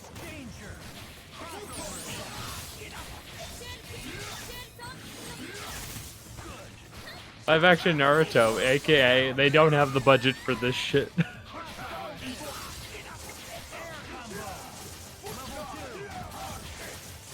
That does not surprise me at all. He sells a lot of toys. Wow. Wow, look at that confirm. He knows all the variations. God, Digimon Season 3 live action. You thought Squid Game was traumatizing. It's my favorite season.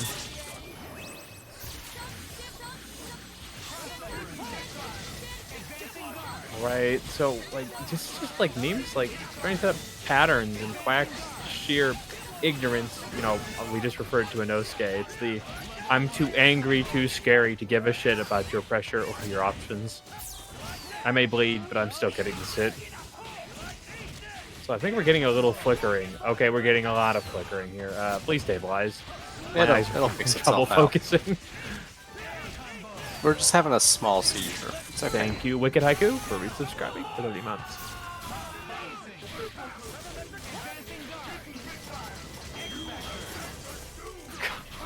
No, the Yu-Gi-Oh! Live action is going to reveal that the Heart of Cards is just card tricks. You flick the deck just right, Dark Magician comes to the top.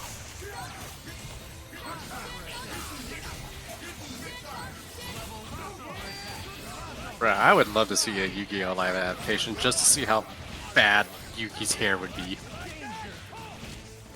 I don't know, only if they let Lothero voice some of the monsters. Okay, sets it up, hold it back. Okay, what is Quack doing now is the question. Pick for a human rocket? Oh god, this flashings make it really hard to follow Doom. It's okay, just pretend you're playing on like, 200 MS. Pui Pui Mokar, I watched like 4 episodes of that. What the hell? All right, Quack All right. takes it. Quack takes it. Moving on in the losers bracket. I'm not super smart, but I think 8 statistically, people like, there should be people haven't who have already. not claimed the code. 25 cents. You can, you don't have to even use your real name if you want to use a sock puppet. Just don't use Listen, I'm more gonna than bring one. up- They'll check your IP. I'm gonna bring up like the people watching the stream right now, and I'm just gonna start naming off names that don't talk in chat. Give you that anxiety. Never mind, I wouldn't do that. Seeing 2 to max is exactly as I said. Yuli, a tough beast to catch here.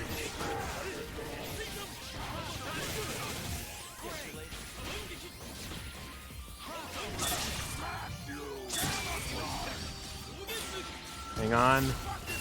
Wow. Uses the camera pull back to find the gap to human rocket, but really, geez. Wow. Even finds a way down without running into the shield. Okay. Whoop. Vergil just getting flunked there, but the push block gets him out. Claim COD already, Romora? You catching fish? I claim COD XD.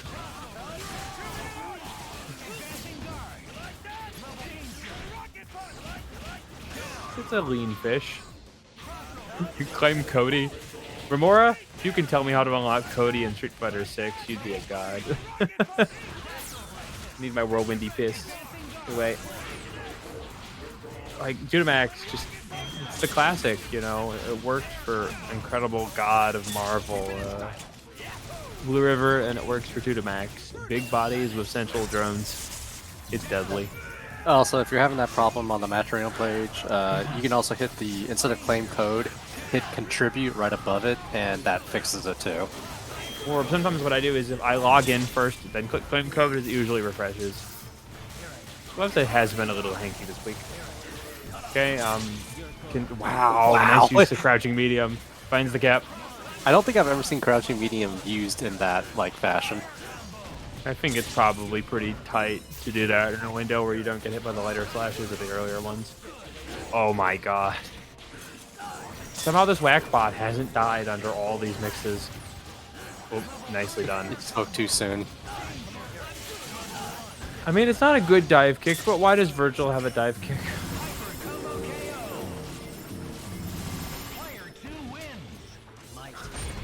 Alright, that's up 1. Is this it? It is. He fixed the internet. What's up, everybody? He's here. Marvel's up, Wolf, and we are happy to have you. So happy. I am happy to be here with y'all. You know, I've been fighting the third world and its conditions for a long while, but I'm always excited to see one of my fellow brethren, Yuli, putting in work in the bracket as he's up 1-0 against Tutamax. Nick, Wizard Tim, how are you guys tonight?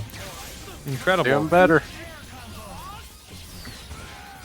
Oh my goodness.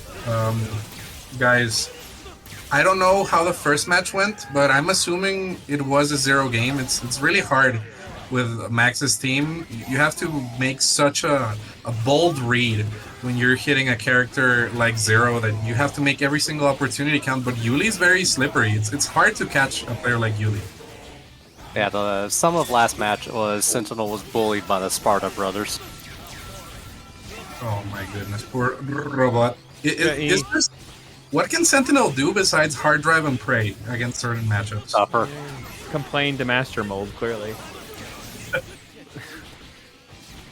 Oh my goodness, poor Hulk. Okay, goes for the Hail Mary. Nice patience from Yuli.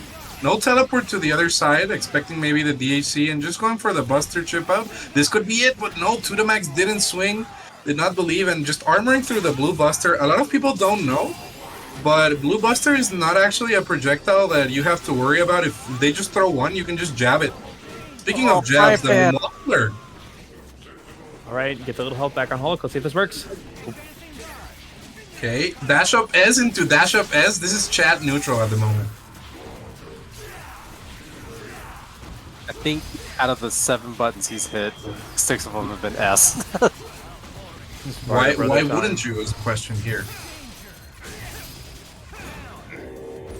Adios, robot. Now you put in Solar Strike chip Hulk, but oh my goodness. That was a little bit too brave, perhaps. No wake up here from Max and the chip out with the blistering swords. It's just so strong. It's been too long since I've seen someone crown. I keep forgetting he has that move. The only player I ever see do that is Romora when he's drunk or high or both. So Romora always. We'll see what happens here. Shoutouts to Romora, one of my favorite people in the FGC. Oh my goodness, the Buster into the lightning, and this could be a wrap. Max is going to need a Sentinel miracle at the moment, but no Sentinel doesn't drop out, so it's all up to Nova, and Yuli knows this, wants to fight the Anchor Hulk.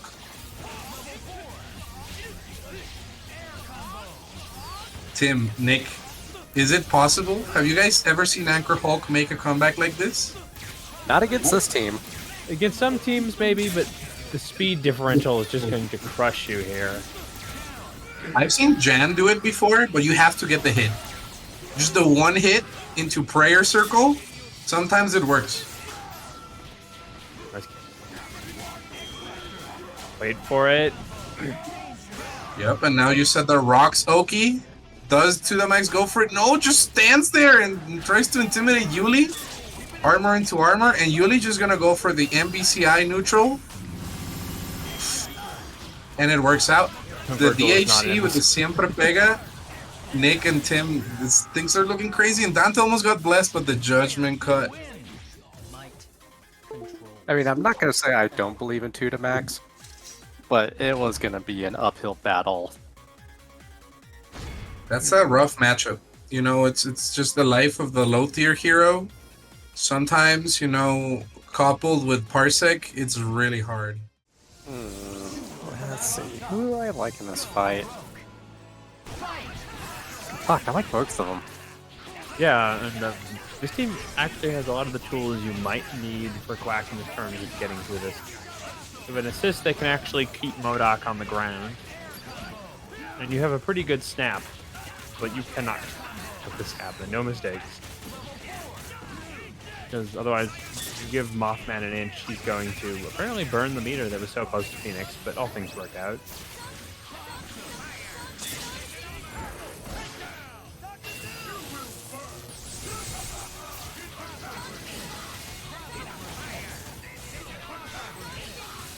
So I guess... Well, I mean, I'm not sure, like, I thought they might conserve a little bit more of the bar before going straight into Astral, considering, you know, there's some more optimal setup routes, but Demon to Astral, all things work.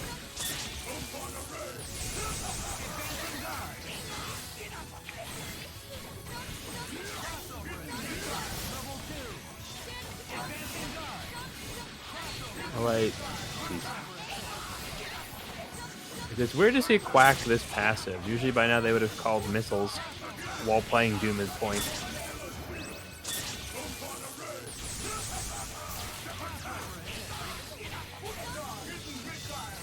Okay.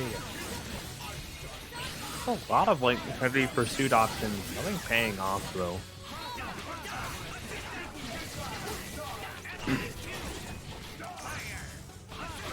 Oh man. Butter gun? Nope. So close. Oh, that's the big head. It means a big headshot. Quack's gonna be able to optimize the last pickup of the assist. Only one bar, doesn't even do it. Yeah, I would say M.O.D.O.K did his job, which he did do quite a bit of damage on 2 characters, but he didn't get a kill, which is the most important part. And this is a more aggressive shell than the Phoenix one, so you're gonna have to actually get these kills.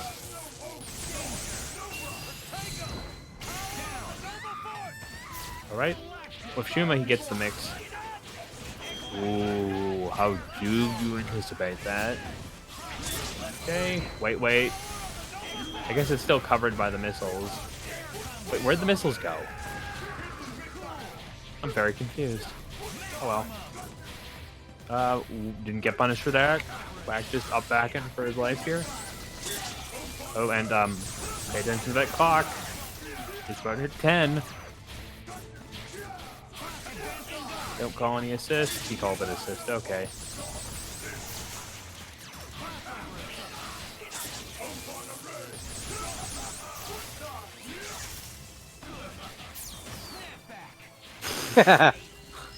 And still gets the throw. All right, first one to Quack. It still hits him too somehow.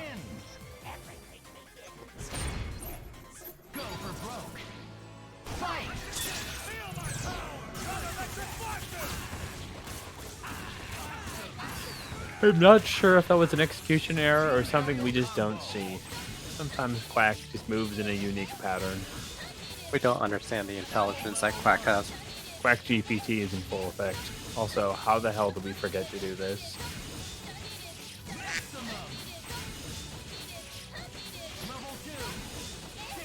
And it's impressive considering this is Mothman complaining regularly about the latency on this particular, and then he's almost near perfect or perfectly executing these Morgan Infinites that some very well appreciated Marvel gods dropped reliably.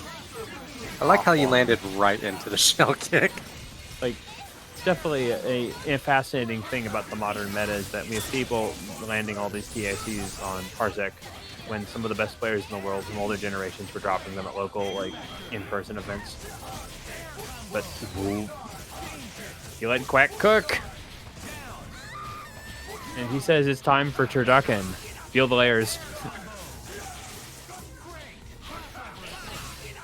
Is it turkey? Is it duck? Is it chicken? Find out.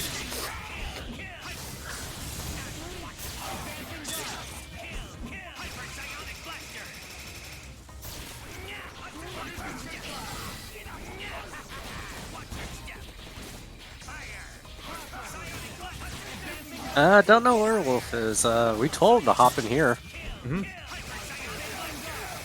Yeah, he can at any time kick us off. He has that power. We'll just open down the sponsored. fort. We're not cool enough to be sponsored by HAVENGERS. Yeah, you get over it. Once you get like cold called by a school district, nothing feels bad anymore. Oh, wow.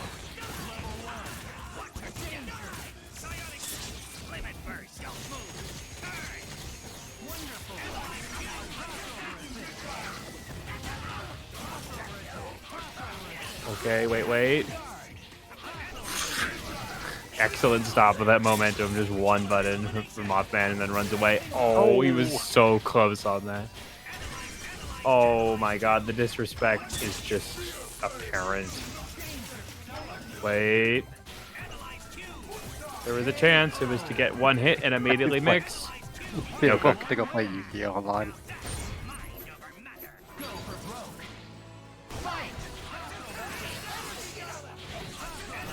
I've heard that game on Steam is good. I just don't play Yu-Gi-Oh! Anymore.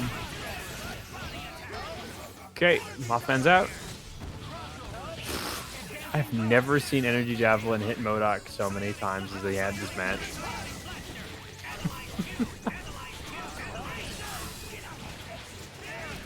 Okay, this is it. Damn. He's gonna barely build the 2 bars he needs to get the skill, so hope you're mashing. This is gonna be close. It's not gonna kill.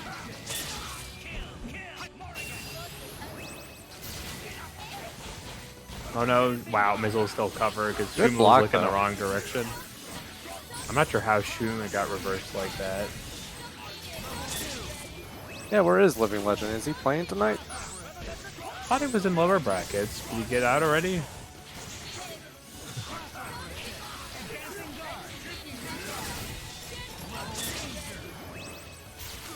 Okay, Quack beat Living Legend, yeah. Gotcha. Talking about Kid Legend? I think Legend's doing the proper thing as adult and deciding not to expose his child to extreme lag. Kid, oh my god, Bub Edition, like what, like an under 16s only bracket? God, you have to find a commentator a lot more cringy. Like, I can't do the Paul Brothers sort of fiasco things. Yeah, we'll Just kill me. We'll get someone who's barely above 16 to commentate that. We'll get a liberal to do it. Yeah, it'd actually be kind of cool.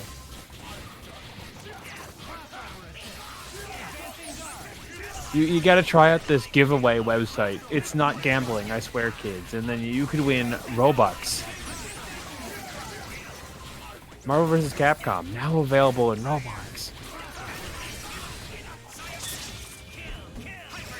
Wow, nice read. Oh, poor TA Wolf.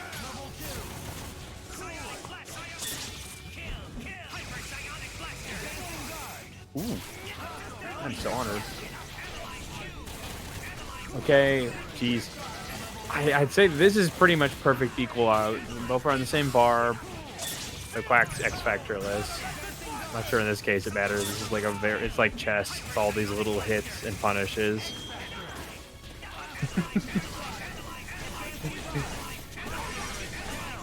Wait. Oh, caught him. Okay, It wouldn't be a no. three-way talking train. It'd be TA Wolf with me and Wizardton occasionally saying, yep. I can't wait. I get to finally be that executive golf caddy who just claps while the CEO plays. Yeah, TA Wolf's presence when commentating it's a lot. Galactic. It was so much You are fun just, the first you're week just of Street Fighter. happy to be in his presence. And let me tell you, TA Wolf kicked my ass at Otaku. But I got a medal and he didn't, so I gotta hold that. And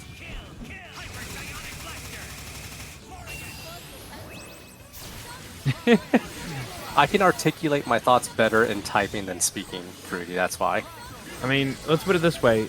Everybody's still underestimating Nick Bad. He's a Florida man who's good on commentary and hasn't wrestled the Gator on stream yet. We are so far ahead of the curve. I'm sorry, Nick. That's okay. It's true everyone beats my ass, but everyone likes me. Ouch.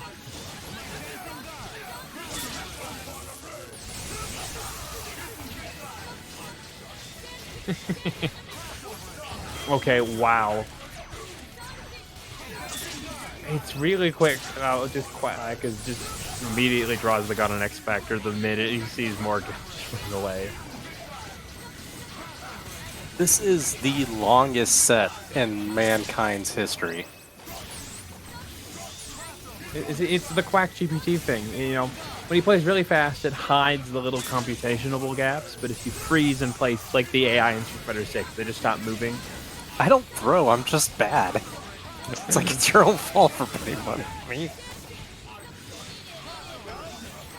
You know what you got into. You know what happens when you sign those contracts. Nice, use the rocks. Okay, Human Rocket. Wow, Brendan Shuma there. Hard tag. Yeah, that'll do it. The surprise, not many people at the moment, and MothMan is... And Romora's the opposite. Romora's just a very aggressive. I even nicknamed him Romexico at one point because he's just constantly on the offense.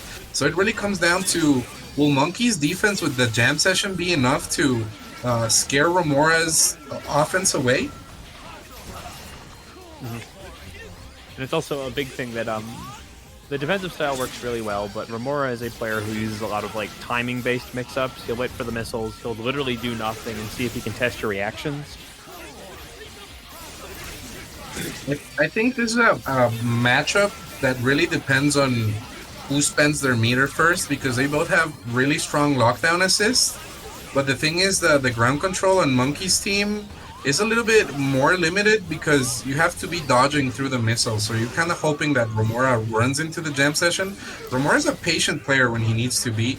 And Monkey right there with the throw, going to be able to dodge those missiles anyway. And this is going to be a hard mix to block with the jam session. Oh my goodness, but Romora just chooses not to. Sometimes you don't have to block something if you know the timing's not right.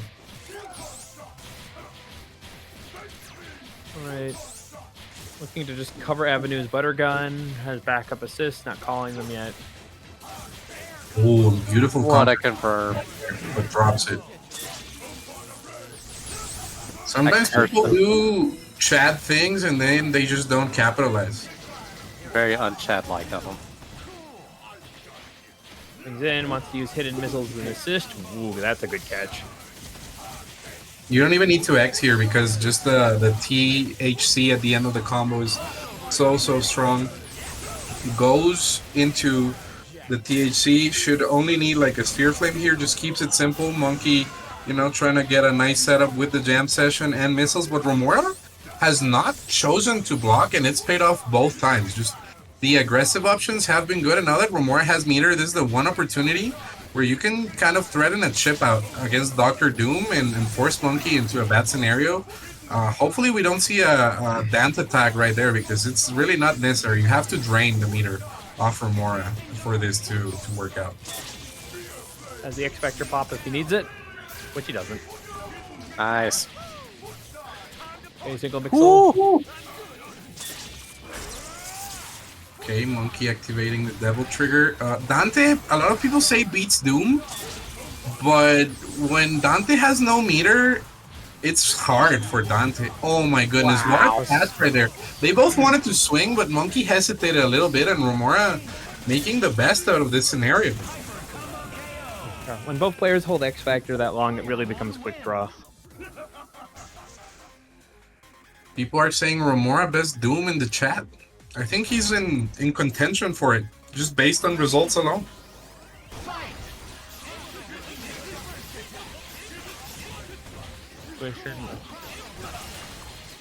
Another thing to note is that Romora can push themselves into throw ranges like this, because if they're not really close when Monkey gets the throw, he can't pick up with ODG. Yep.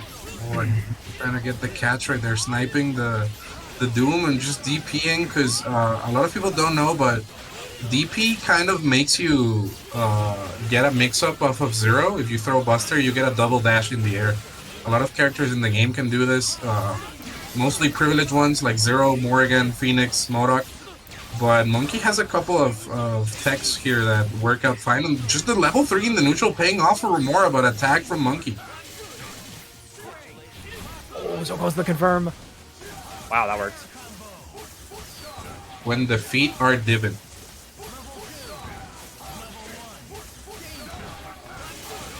You see that, kid? That's the foot dive master, is something people in California would say.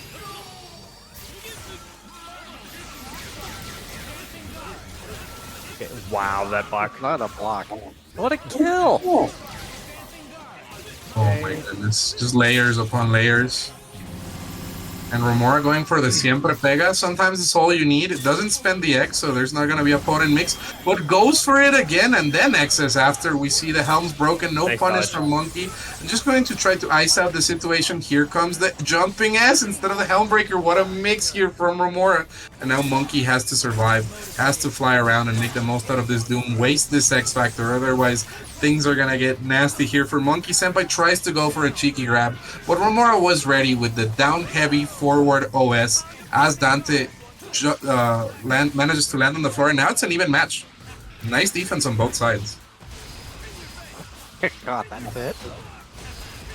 You're gonna have to optimize this pretty hard if you're gonna get a kill off this. I don't think it's a big deal. Definitely reset. The Yeah. reset. You saw the That'll do toes it. get checked right there? That was a beautiful vibe check from MonkeySenpai. He stepped on your Wait, Jordans. I was so close. Oh my goodness. You know, when I was in kindergarten and they were teaching us English, one of my favorite songs was Head and Shoulders, Knees and Toes. And toes is the first thing you should be protecting. As Romora, let's see what happens here.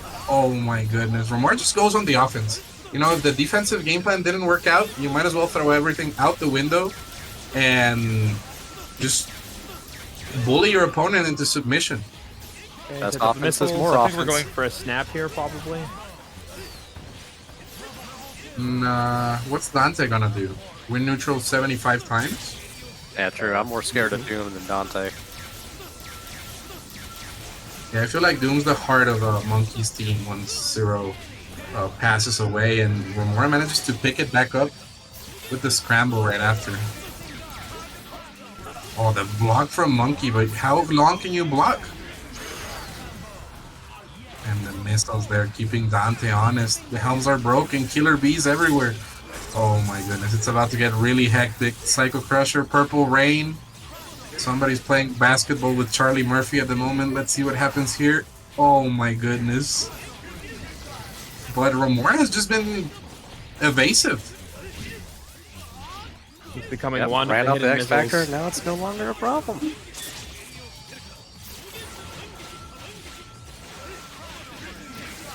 And some players just know. They know the little vibe checks to characters because they have the experience fighting them, or they just use them at some point.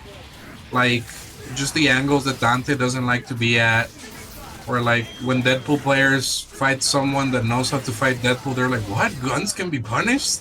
Or like Captain America players against someone that blocks. Hold up, this is oddly specific. Nah. I'm just talking about the matchups I fight in Mexico. Haggar players, when people realize there's no air lariat, it's just little things like that that make Marvel beautiful. That last little bit of scaling is so severe. Oh my goodness, and Monkey's making it happen. He's actually winning neutral 76 times.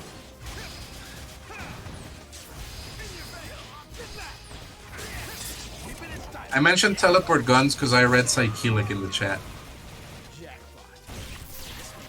Speaking of guns, though, no teleport right there. Just the shimmy neutron, and Romora bites, but Monkey doesn't capitalize on Yeah, we're going to see the blisterings here. And the swords are blistering. Player 1 wins. Foolishness, Dante. Foolishness. You know what's the best vibe check in all of UMvC3, and we might see it sooner? When M.O.D.O.K sets up a Dorito, and you just explode him with a super for doing that. I would love to see Yuli do that against Mothman. Because he has the matchup experience. But right now, the only experience we're watching is 0-on-0 violence. And sometimes, it's about getting that first hit. And Monkey with the tag out protecting Zero. This is rough. Sometimes, you spend a lot of mental energy.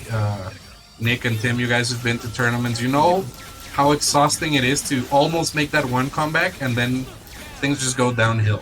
Mental fatigue gets the best of us. Why sometimes picking scenarios where you can catch your breath is so important, specifically if you're a Soul Calibur player. Absolutely. And now it's all up to Monkey's Dante. In the same position he was last game. Beautiful defense right here.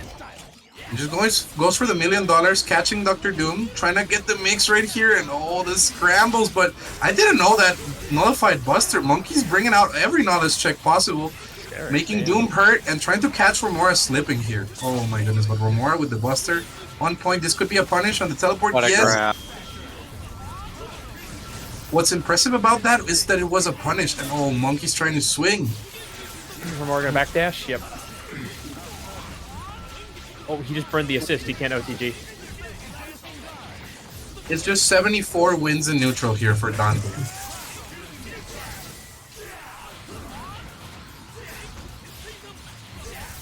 Can Monkey do it? 51 seconds on the clock. Doable. Okay, catches Zero. Oh my goodness. And the rare occasion where the hitbox wasn't get out, so the Blue Buster didn't get stingered through. Nice block. I like the use of Devil Trigger as well to heal off the damage from the missiles. No combo here because of the assist call. And Zero getting chipped out. This is nice damage here, and Monkey chasing down, but the jump medium is not going to be enough. Stinger into the reverb shock is, and now it's only 68 neutral wins, 67. Let's see what happens here. Monkey trying to catch Romora, and Romora calling assist a little bit too aggressively. Let's see if this bites him in the back. Romora just keeps proposing in the neutral, and Stinger once more could have gone in there, trying to get in there like Santa Claus. Nick, Tim, this is getting insane at the moment. Just, Nora, stop calling the assist. Just build a little bar and then DHC the source. Make it interesting. Play like Chris G. Get a little lamer. Wait, missiles. Oh my goodness, no, the raw launch, is that it? 10. Wow, what a grab. Alright, now we're into the single digits of resets that he needs. He only needs 8. Oh, but Romora's blocks have been on point. Oh, throws the S, no fear. 4 seconds, and it wasn't enough. Valiant battle there from MonkeySenpai, but 10 seconds is just not enough for Dante. Wow. Pushing Romora to the edge there.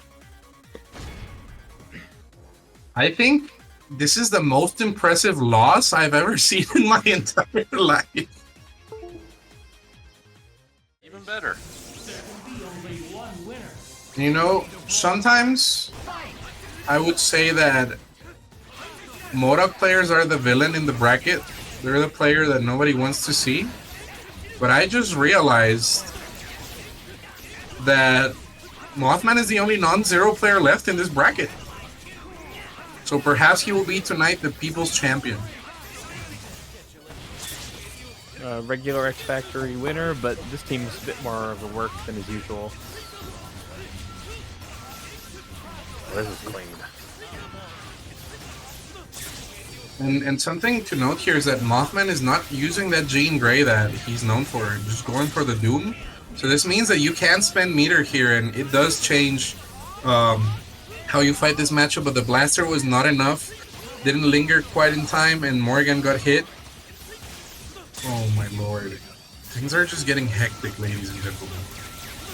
Mothman in a little bit of trouble, and I don't know how real Mothman's Doom is. I don't know if it's as strong as the Jean Grey. Wait. Got him.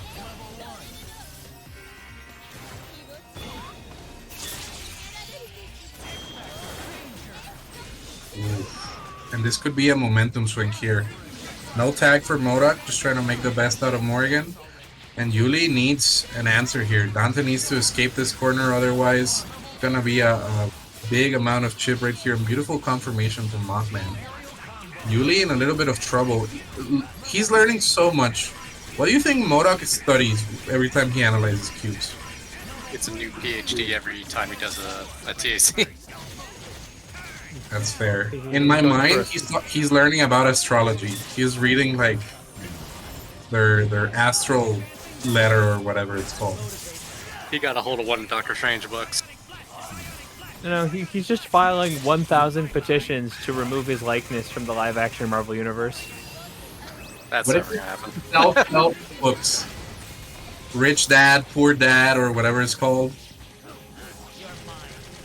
I'm not familiar with that one.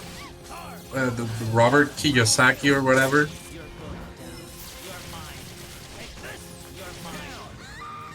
Maybe it's psychedelics literature. What is M.O.D.O.K learning?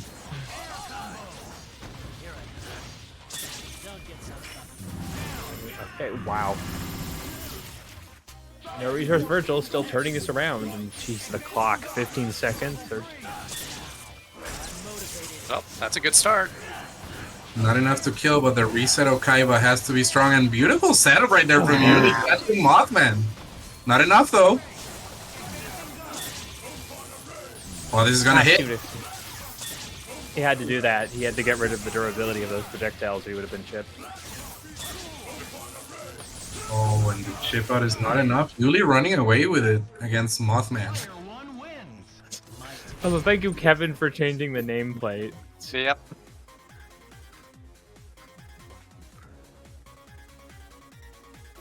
I can't play in this. LMFAO. F. Moth has been having some parsec issues tonight. It still gets top 4 though. Well, the Schrödinger's Mothman, simultaneously having bad latency and doing infinite in lag that Chris G couldn't do regularly. Oh my goodness. You guys see the stutter there, or was it only me? No, there's a stutter, but this is, I think, only for us because we're viewing it through a different method than parsec. Oh, that makes sense. Yep, give it a moment, it'll fix itself. So big. It might have been my internet, and I was like, oh, not again. Okay, Kevin, these nameplates are out of control. What does I makes award XDDDN.N mean? It's a Yuli quote. What it actually means can only be known by Yuli, because it only makes sense to him. What if he's asking for help? You might. Oh yeah, you missed Romora, and I forgot who else. Speaking in Morse code via the character select screen. Somehow I don't doubt it. Alright, do my quote. Quote 64.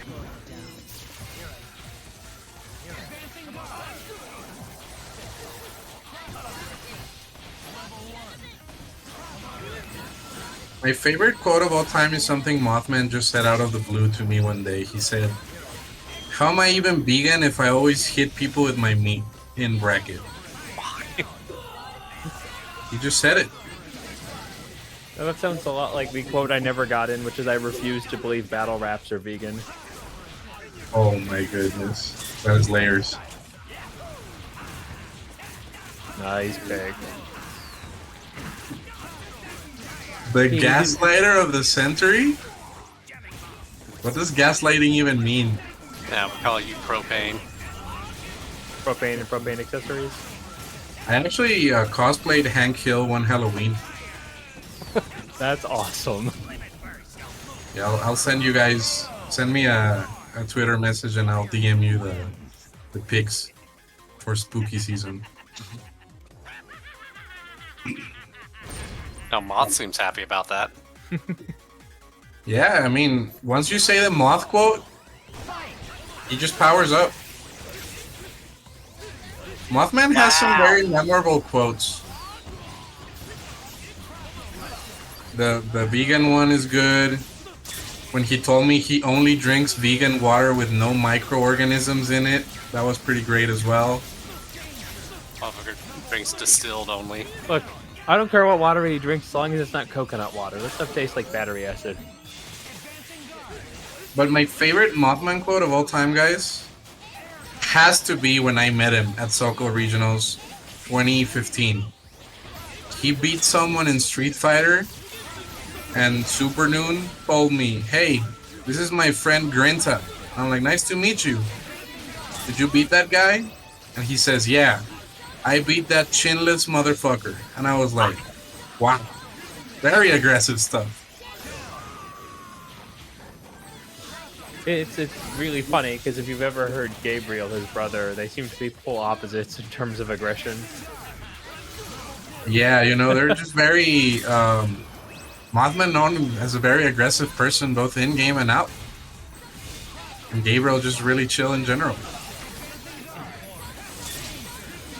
Oh my goodness. Yuli is in a lot of trouble right now.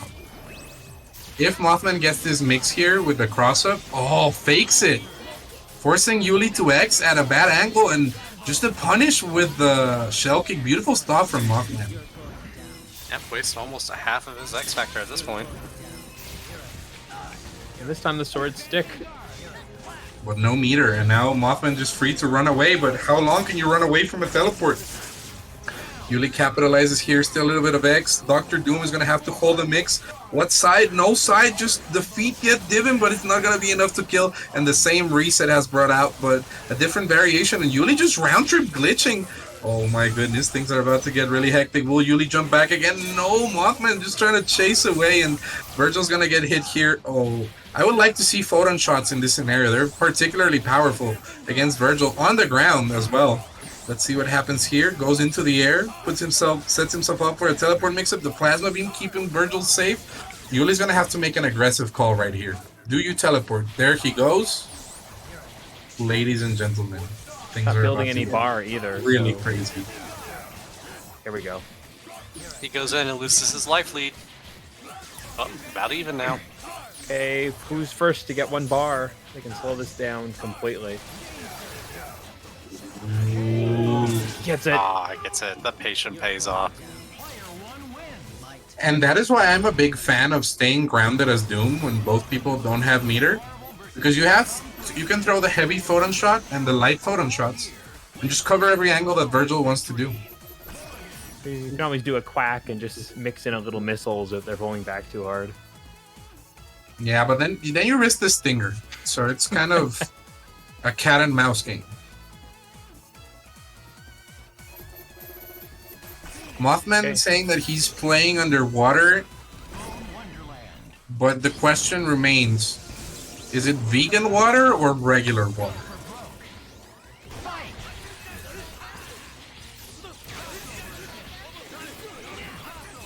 See, I was going to ask if it was Dire Docks or Rico Harbor, but that works too. He said no microorganisms, bub. I like Rico Harbor more than Dire Docks. I think it's a better stage design.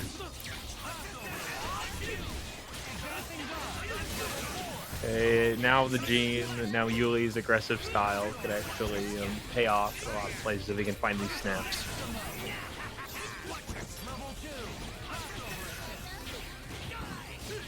Oh my goodness. Yuli just jump Buster. But how long can you jump Buster until Mothman hits you right here? Gonna spend the meter, get rid of the 0.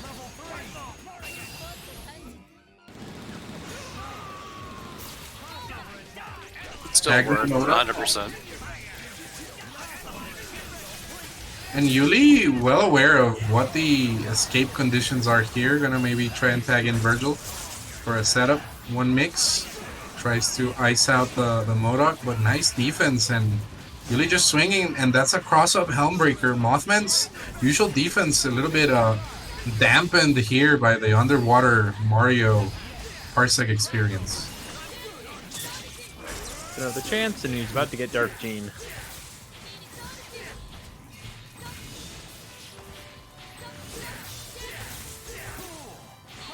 People are debating Dire Ducks and Rico hardware, but you know, the real connoisseurs know that Noki Bay is the place where you want to be.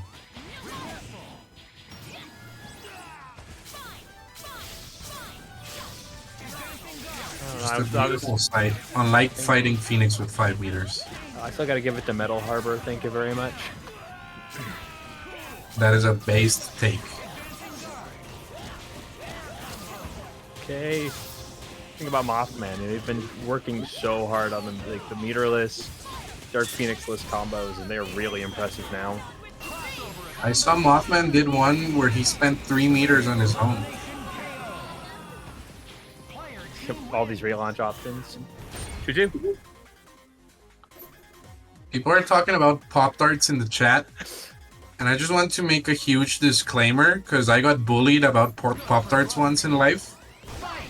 I found out until I was 24 years old that you could heat up Pop-Tarts, and in fact, you were supposed to. Because in the Mexican pack of Pop-Tarts, it doesn't say toaster oven, so people just eat them raw. So that's why they're not very popular. And speaking of raw, Mothman's offense is looking immaculate at the moment. Yeah, I mean, not a hot take. I don't eat Pop-Tarts heated up. I don't got time for that shit. See, the controversy for my college was whether you're supposed to microwave them or toaster them. Microwave Pop-Tart sounds like a Smash player gamer tag. It does. Nah, that would be a Korean Tekken player. Oh my 100%. god, yes. That's true. Microwave Pop-Tart plays Paul.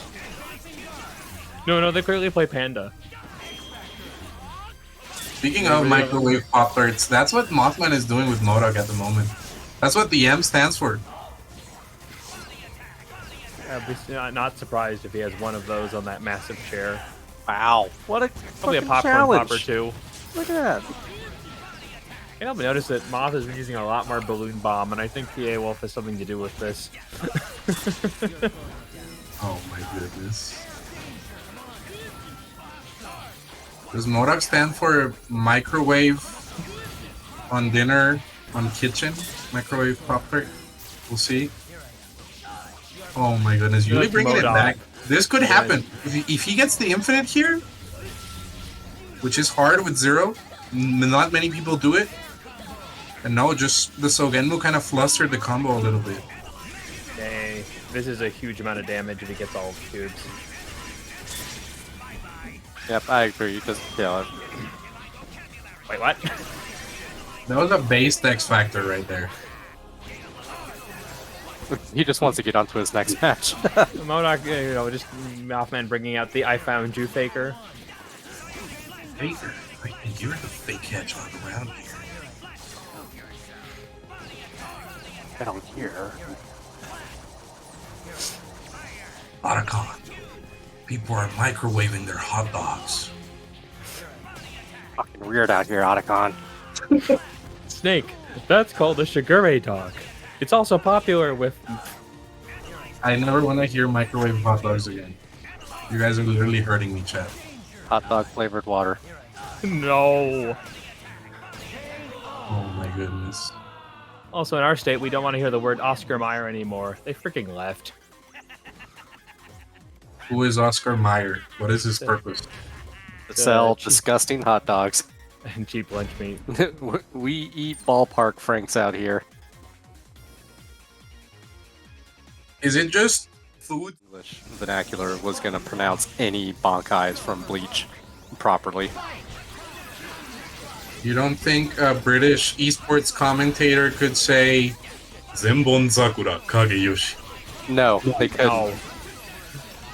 Or how about Katen Kyokotsu Karamatsu Shinju? His name wouldn't be Ichigo. His name would be, what did we say, Josh or David? Isaac, clearly. Speaking Also, of Isaac, that's a Senpai. genius cross-up right there. That was Yui dirty. Against Phoenix. So, I'm sorry, from Monkey. This is MonkeySenpai now against Mothman's Phoenix. A fun fact is that the very first X Factory ever, somebody donated 50 subs for me to eat a cheeseless quesadilla live. And Vinny went to the nearest Taco Bell and ordered a cheeseless quesadilla. And it took like an hour and 40 minutes for people to give him his cheeseless quesadilla and bring it back to the venue. Yeah, because they probably had to call corporate and like, I don't know what the fuck this guy's talking about. They pressed the red button. They're like, what the Of course, fuck? it's Steam Burger. No, Streamburger donated, but Vinny went for the cheeseless quesadilla, I think. That's the lore. Yeah, they pressed the explode button at Taco Bell, and Taco Bell Riverside is not a thing anymore after the incident. They had to cancel the location. But what I'm saying is, I'd be willing to do that again if you guys donate to twitch.tv/Havengers and give out 50 subs. I'll do it again. Didn't it still have something inside? It had mustard inside.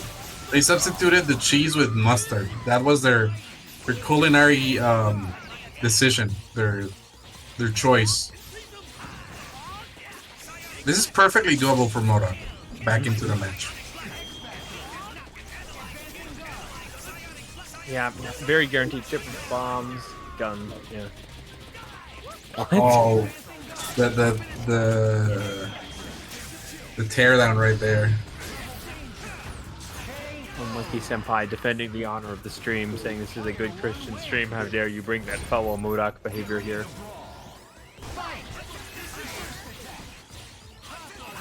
Best Dante might be in the running, honestly. MonkeySenpai has shown a strong Dante game plan throughout what I've seen from the tournament. I mean, the proof is they've had Dante on the screen longer than anyone else this tournament. What the hell is a vegan flying Dutchman? That sounds like some sort of obscure How ass can it be sex move. vegan if it has cheese on it? What is the vegan flying Dutchman? Is it like the booger patty that Kevin got me once?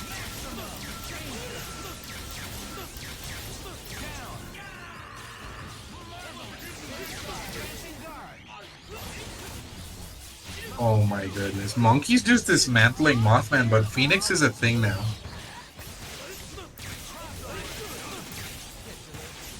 Cheese isn't vegan? No, and don't try vegan cheese. It's awful. Vegan cheese is definitely a Smash player gamer tag. That's not a Korean Tekken player. Yeah, the worst part is probably from my state. We have a pretty sizable Smash players. You know, I once fought a Floridian Smash player in bracket at CEO in Smash Bros. Melee for the Nintendo GameCube, and I beat them. And some dude came next to me after me, and he said, "Bro, you just beat a power ranked player. That's Walmart shoes." Yep, that's about right. And I was like, "What the fuck are you talking about? Don't approach me. I don't want to be your friend." And I just left. I didn't want to be a part of a social circle like that. Okay, true story. In college, the best ranked like Smash player in our area was called Fruit Loop. That makes sense. Yeah, that's more acceptable though than Walmart shoes. Shout outs to Walmart shoes wherever they are. I hope that they're still performing well. Yeah, they changed their name to American Eagle Bacon or something. You know, there's Really a J. Cruz. you know the highest earning Smash player of all time is a dude from Ohio named Hanky Panky. Did he win like $1 million bet and never played again?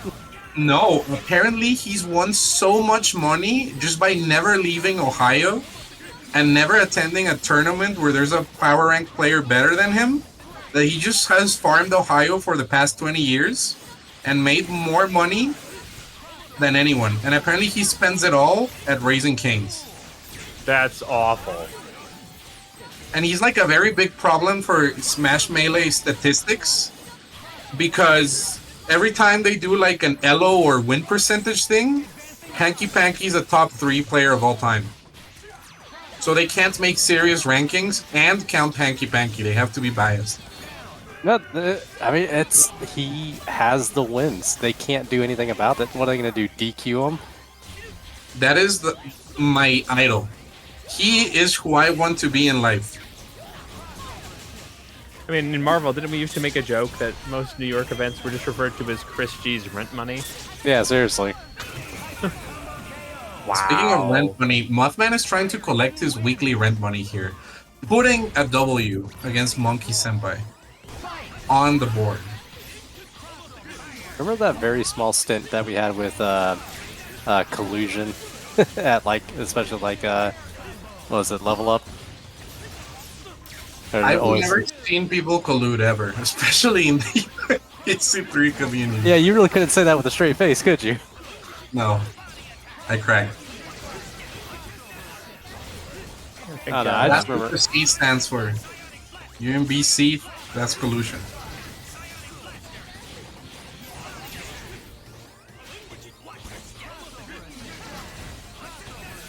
Yeah, this is a different kind of match. Lots really quickly getting the bar, even if he's taking a lot of face hits. That's one way to kill M.O.D.O.K. I'm just impressed by Monkey's ability to just shut down M.O.D.O.K's neutral constantly. Just always at the right spot. And Stone Cold Confidence gives them a huge edge even against Dark Jane because they're just already committing to having to deal with the problem. Well, one problem coming right up. Could be the TAC tech here.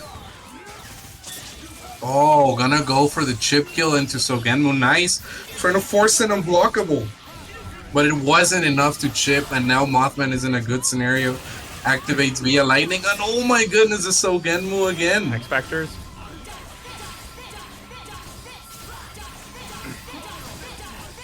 Wait, don't call an assist. Why would you call an assist? He's a mad lad. Teleport? Nope. Where a lot of people see a problem, MonkeySenpai sees an opportunity. I'm waiting for an overdrive at some point. You cannot teleport Mix Zero in the corner, so Monkey's patient game is working out. Only needs one spare buster. Wait, And no, there it is. Oh, the trap protects Gene! And the raw tag is enough to seal the deal. What a kill. Californian way of ending this match. Crikey. I am mad or bad? Like Probably Remy bad, Martin. bad. We're into it. 0-on-0 Count violence. heroes. Jesus. American society is truly collapsing if you guys allowed the cinnamon twist to exist. We allowed Taco Bell to exist as a... Taco We're too Bell was far gone. inevitable, but the cinnamon twist was avoidable. Unlike the mix that Romora is about to perform here, if he completes the combo against MonkeySenpai Zero. He's definitely got the height just perfect here, so guarantee.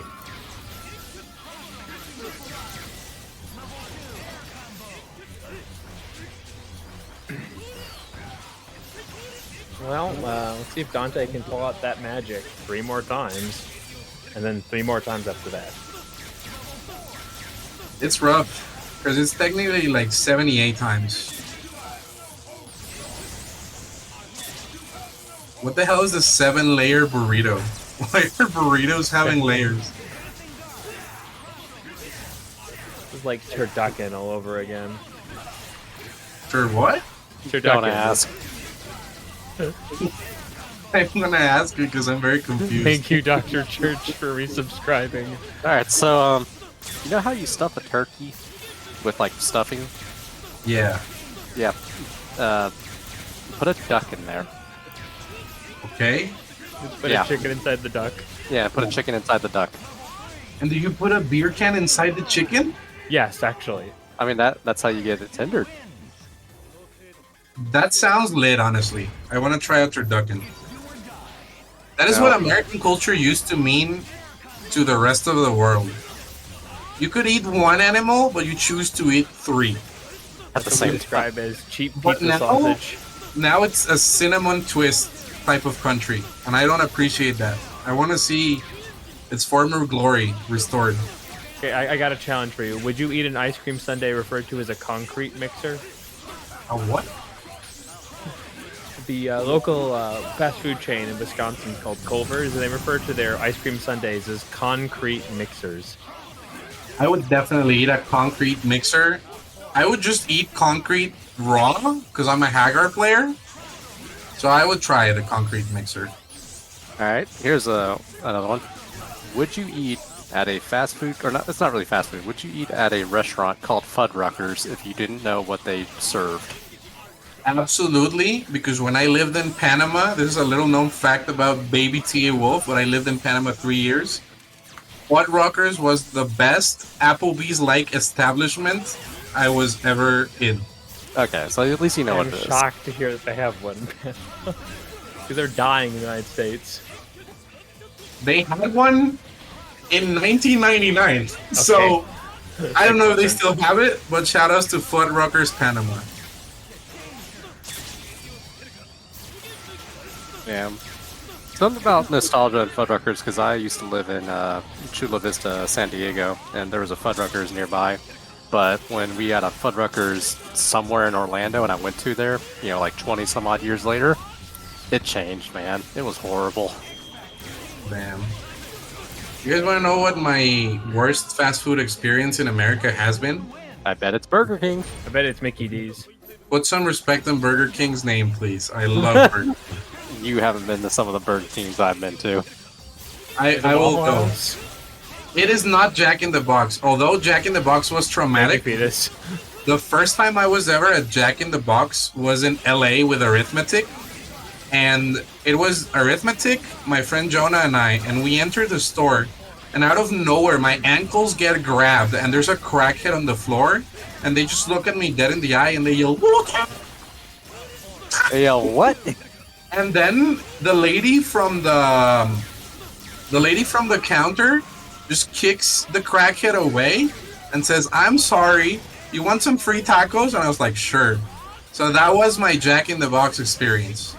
So I respect Jack in the Box. My worst fast food experience in America has to be Chipotle. I've never been so disappointed by a place ever. Yeah. I went with my good friend Kellen. He was like, "Oh yeah, Chipotle's pretty good. Used to have it in college. Well, very nice, healthy, better Mexican food." And I go there, and the menu looks promising, right? Carne asada burrito. I was like, Healthy. "Wait." Yeah, okay. So I asked them for a carne asada burrito, and they didn't even bother, like, even microwaving the tortilla. It was just a cold ass tortilla. They just yeeted it there and served 9,100 pounds of rice and one little carne asada, and then the ugliest salsa roja I've ever seen in my life. And I swore I would never come back to Chipotle. I would rather eat at Taco Bell 15 times than once at Chipotle. That was my Chipotle experience. Here I thought it was going to be Waffle House. No, I love Waffle House. Waffle House just hits different. If it's clean. My first Waffle House experience was next to the Hilton Atlanta Airport. Yep. Final round. It was Takumi and I, my friend Neo Karsh, and then I think Ranma-sama was sitting over there at the bar. we got a booth. In the booth next to us, Card. two ladies started fighting because they both argued that they were the legitimate girlfriend of the dude eating double chocolate chip pancakes. And they started fighting over that. One took off her high heels and started beating the shit out of the other one. They pulled their hair, and the employee just tased them both and took them out of the venue. And the dude just kept eating his chocolate chip pancakes. Face. This had to be 2013. 2013. The first question, if you ever apply to Waffle House, is can you fight? You know, can you block chairs and catch them again? Combat experience. Proud hire. Have you ever been into an active war zone? It was not the Waffle House employee. It was the security employee outside of Waffle House Hilton Atlanta Airport. Fucking Waffle House bouncer.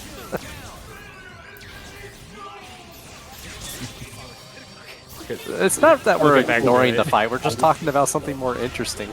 Sorry, MonkeySenpai and Romora. Yeah, you're right.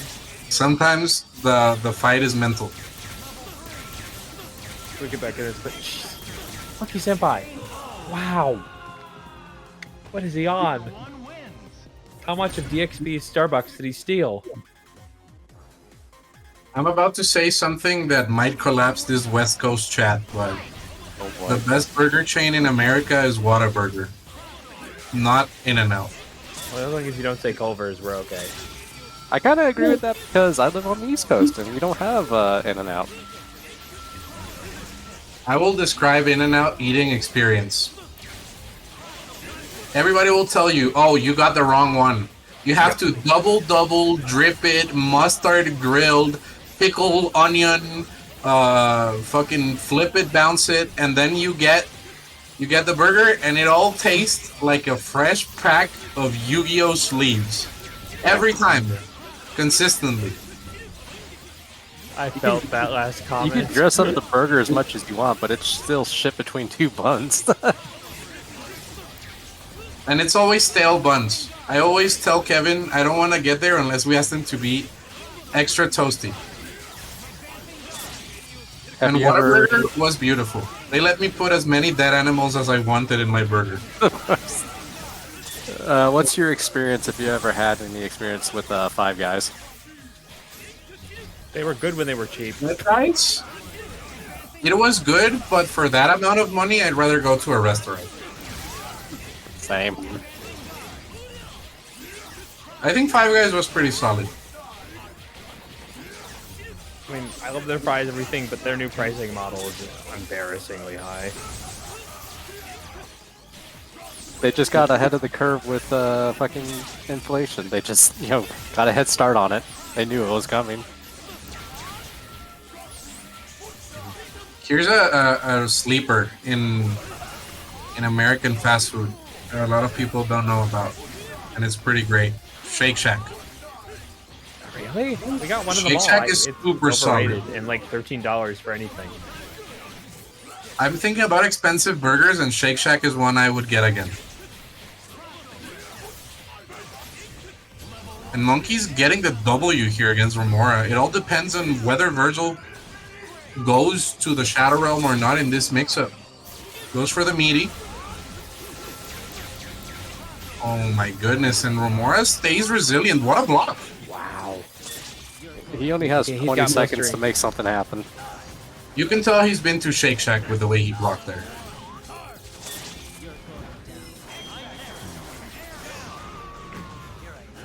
I can honestly say the only fast food place that I have never enjoyed going to would be Checkers. Never been there. It's like you go to Checkers and you order anything off their menu, you're basically saying like, yep, I'm gonna have diarrhea later. That reminds me of a Nashville food chain called Crystal. Oh my goodness, Romora steals it! I can't believe that killed too. Rallies, Checkers, it's the same damn thing. Shut up. And is that it? Yeah, that's it. That be it. Congratulations to Romora. Sometimes Your restaurant serves sloppy steaks, and Romora has served the defeat right now to MonkeySenpai. Incredible stuff.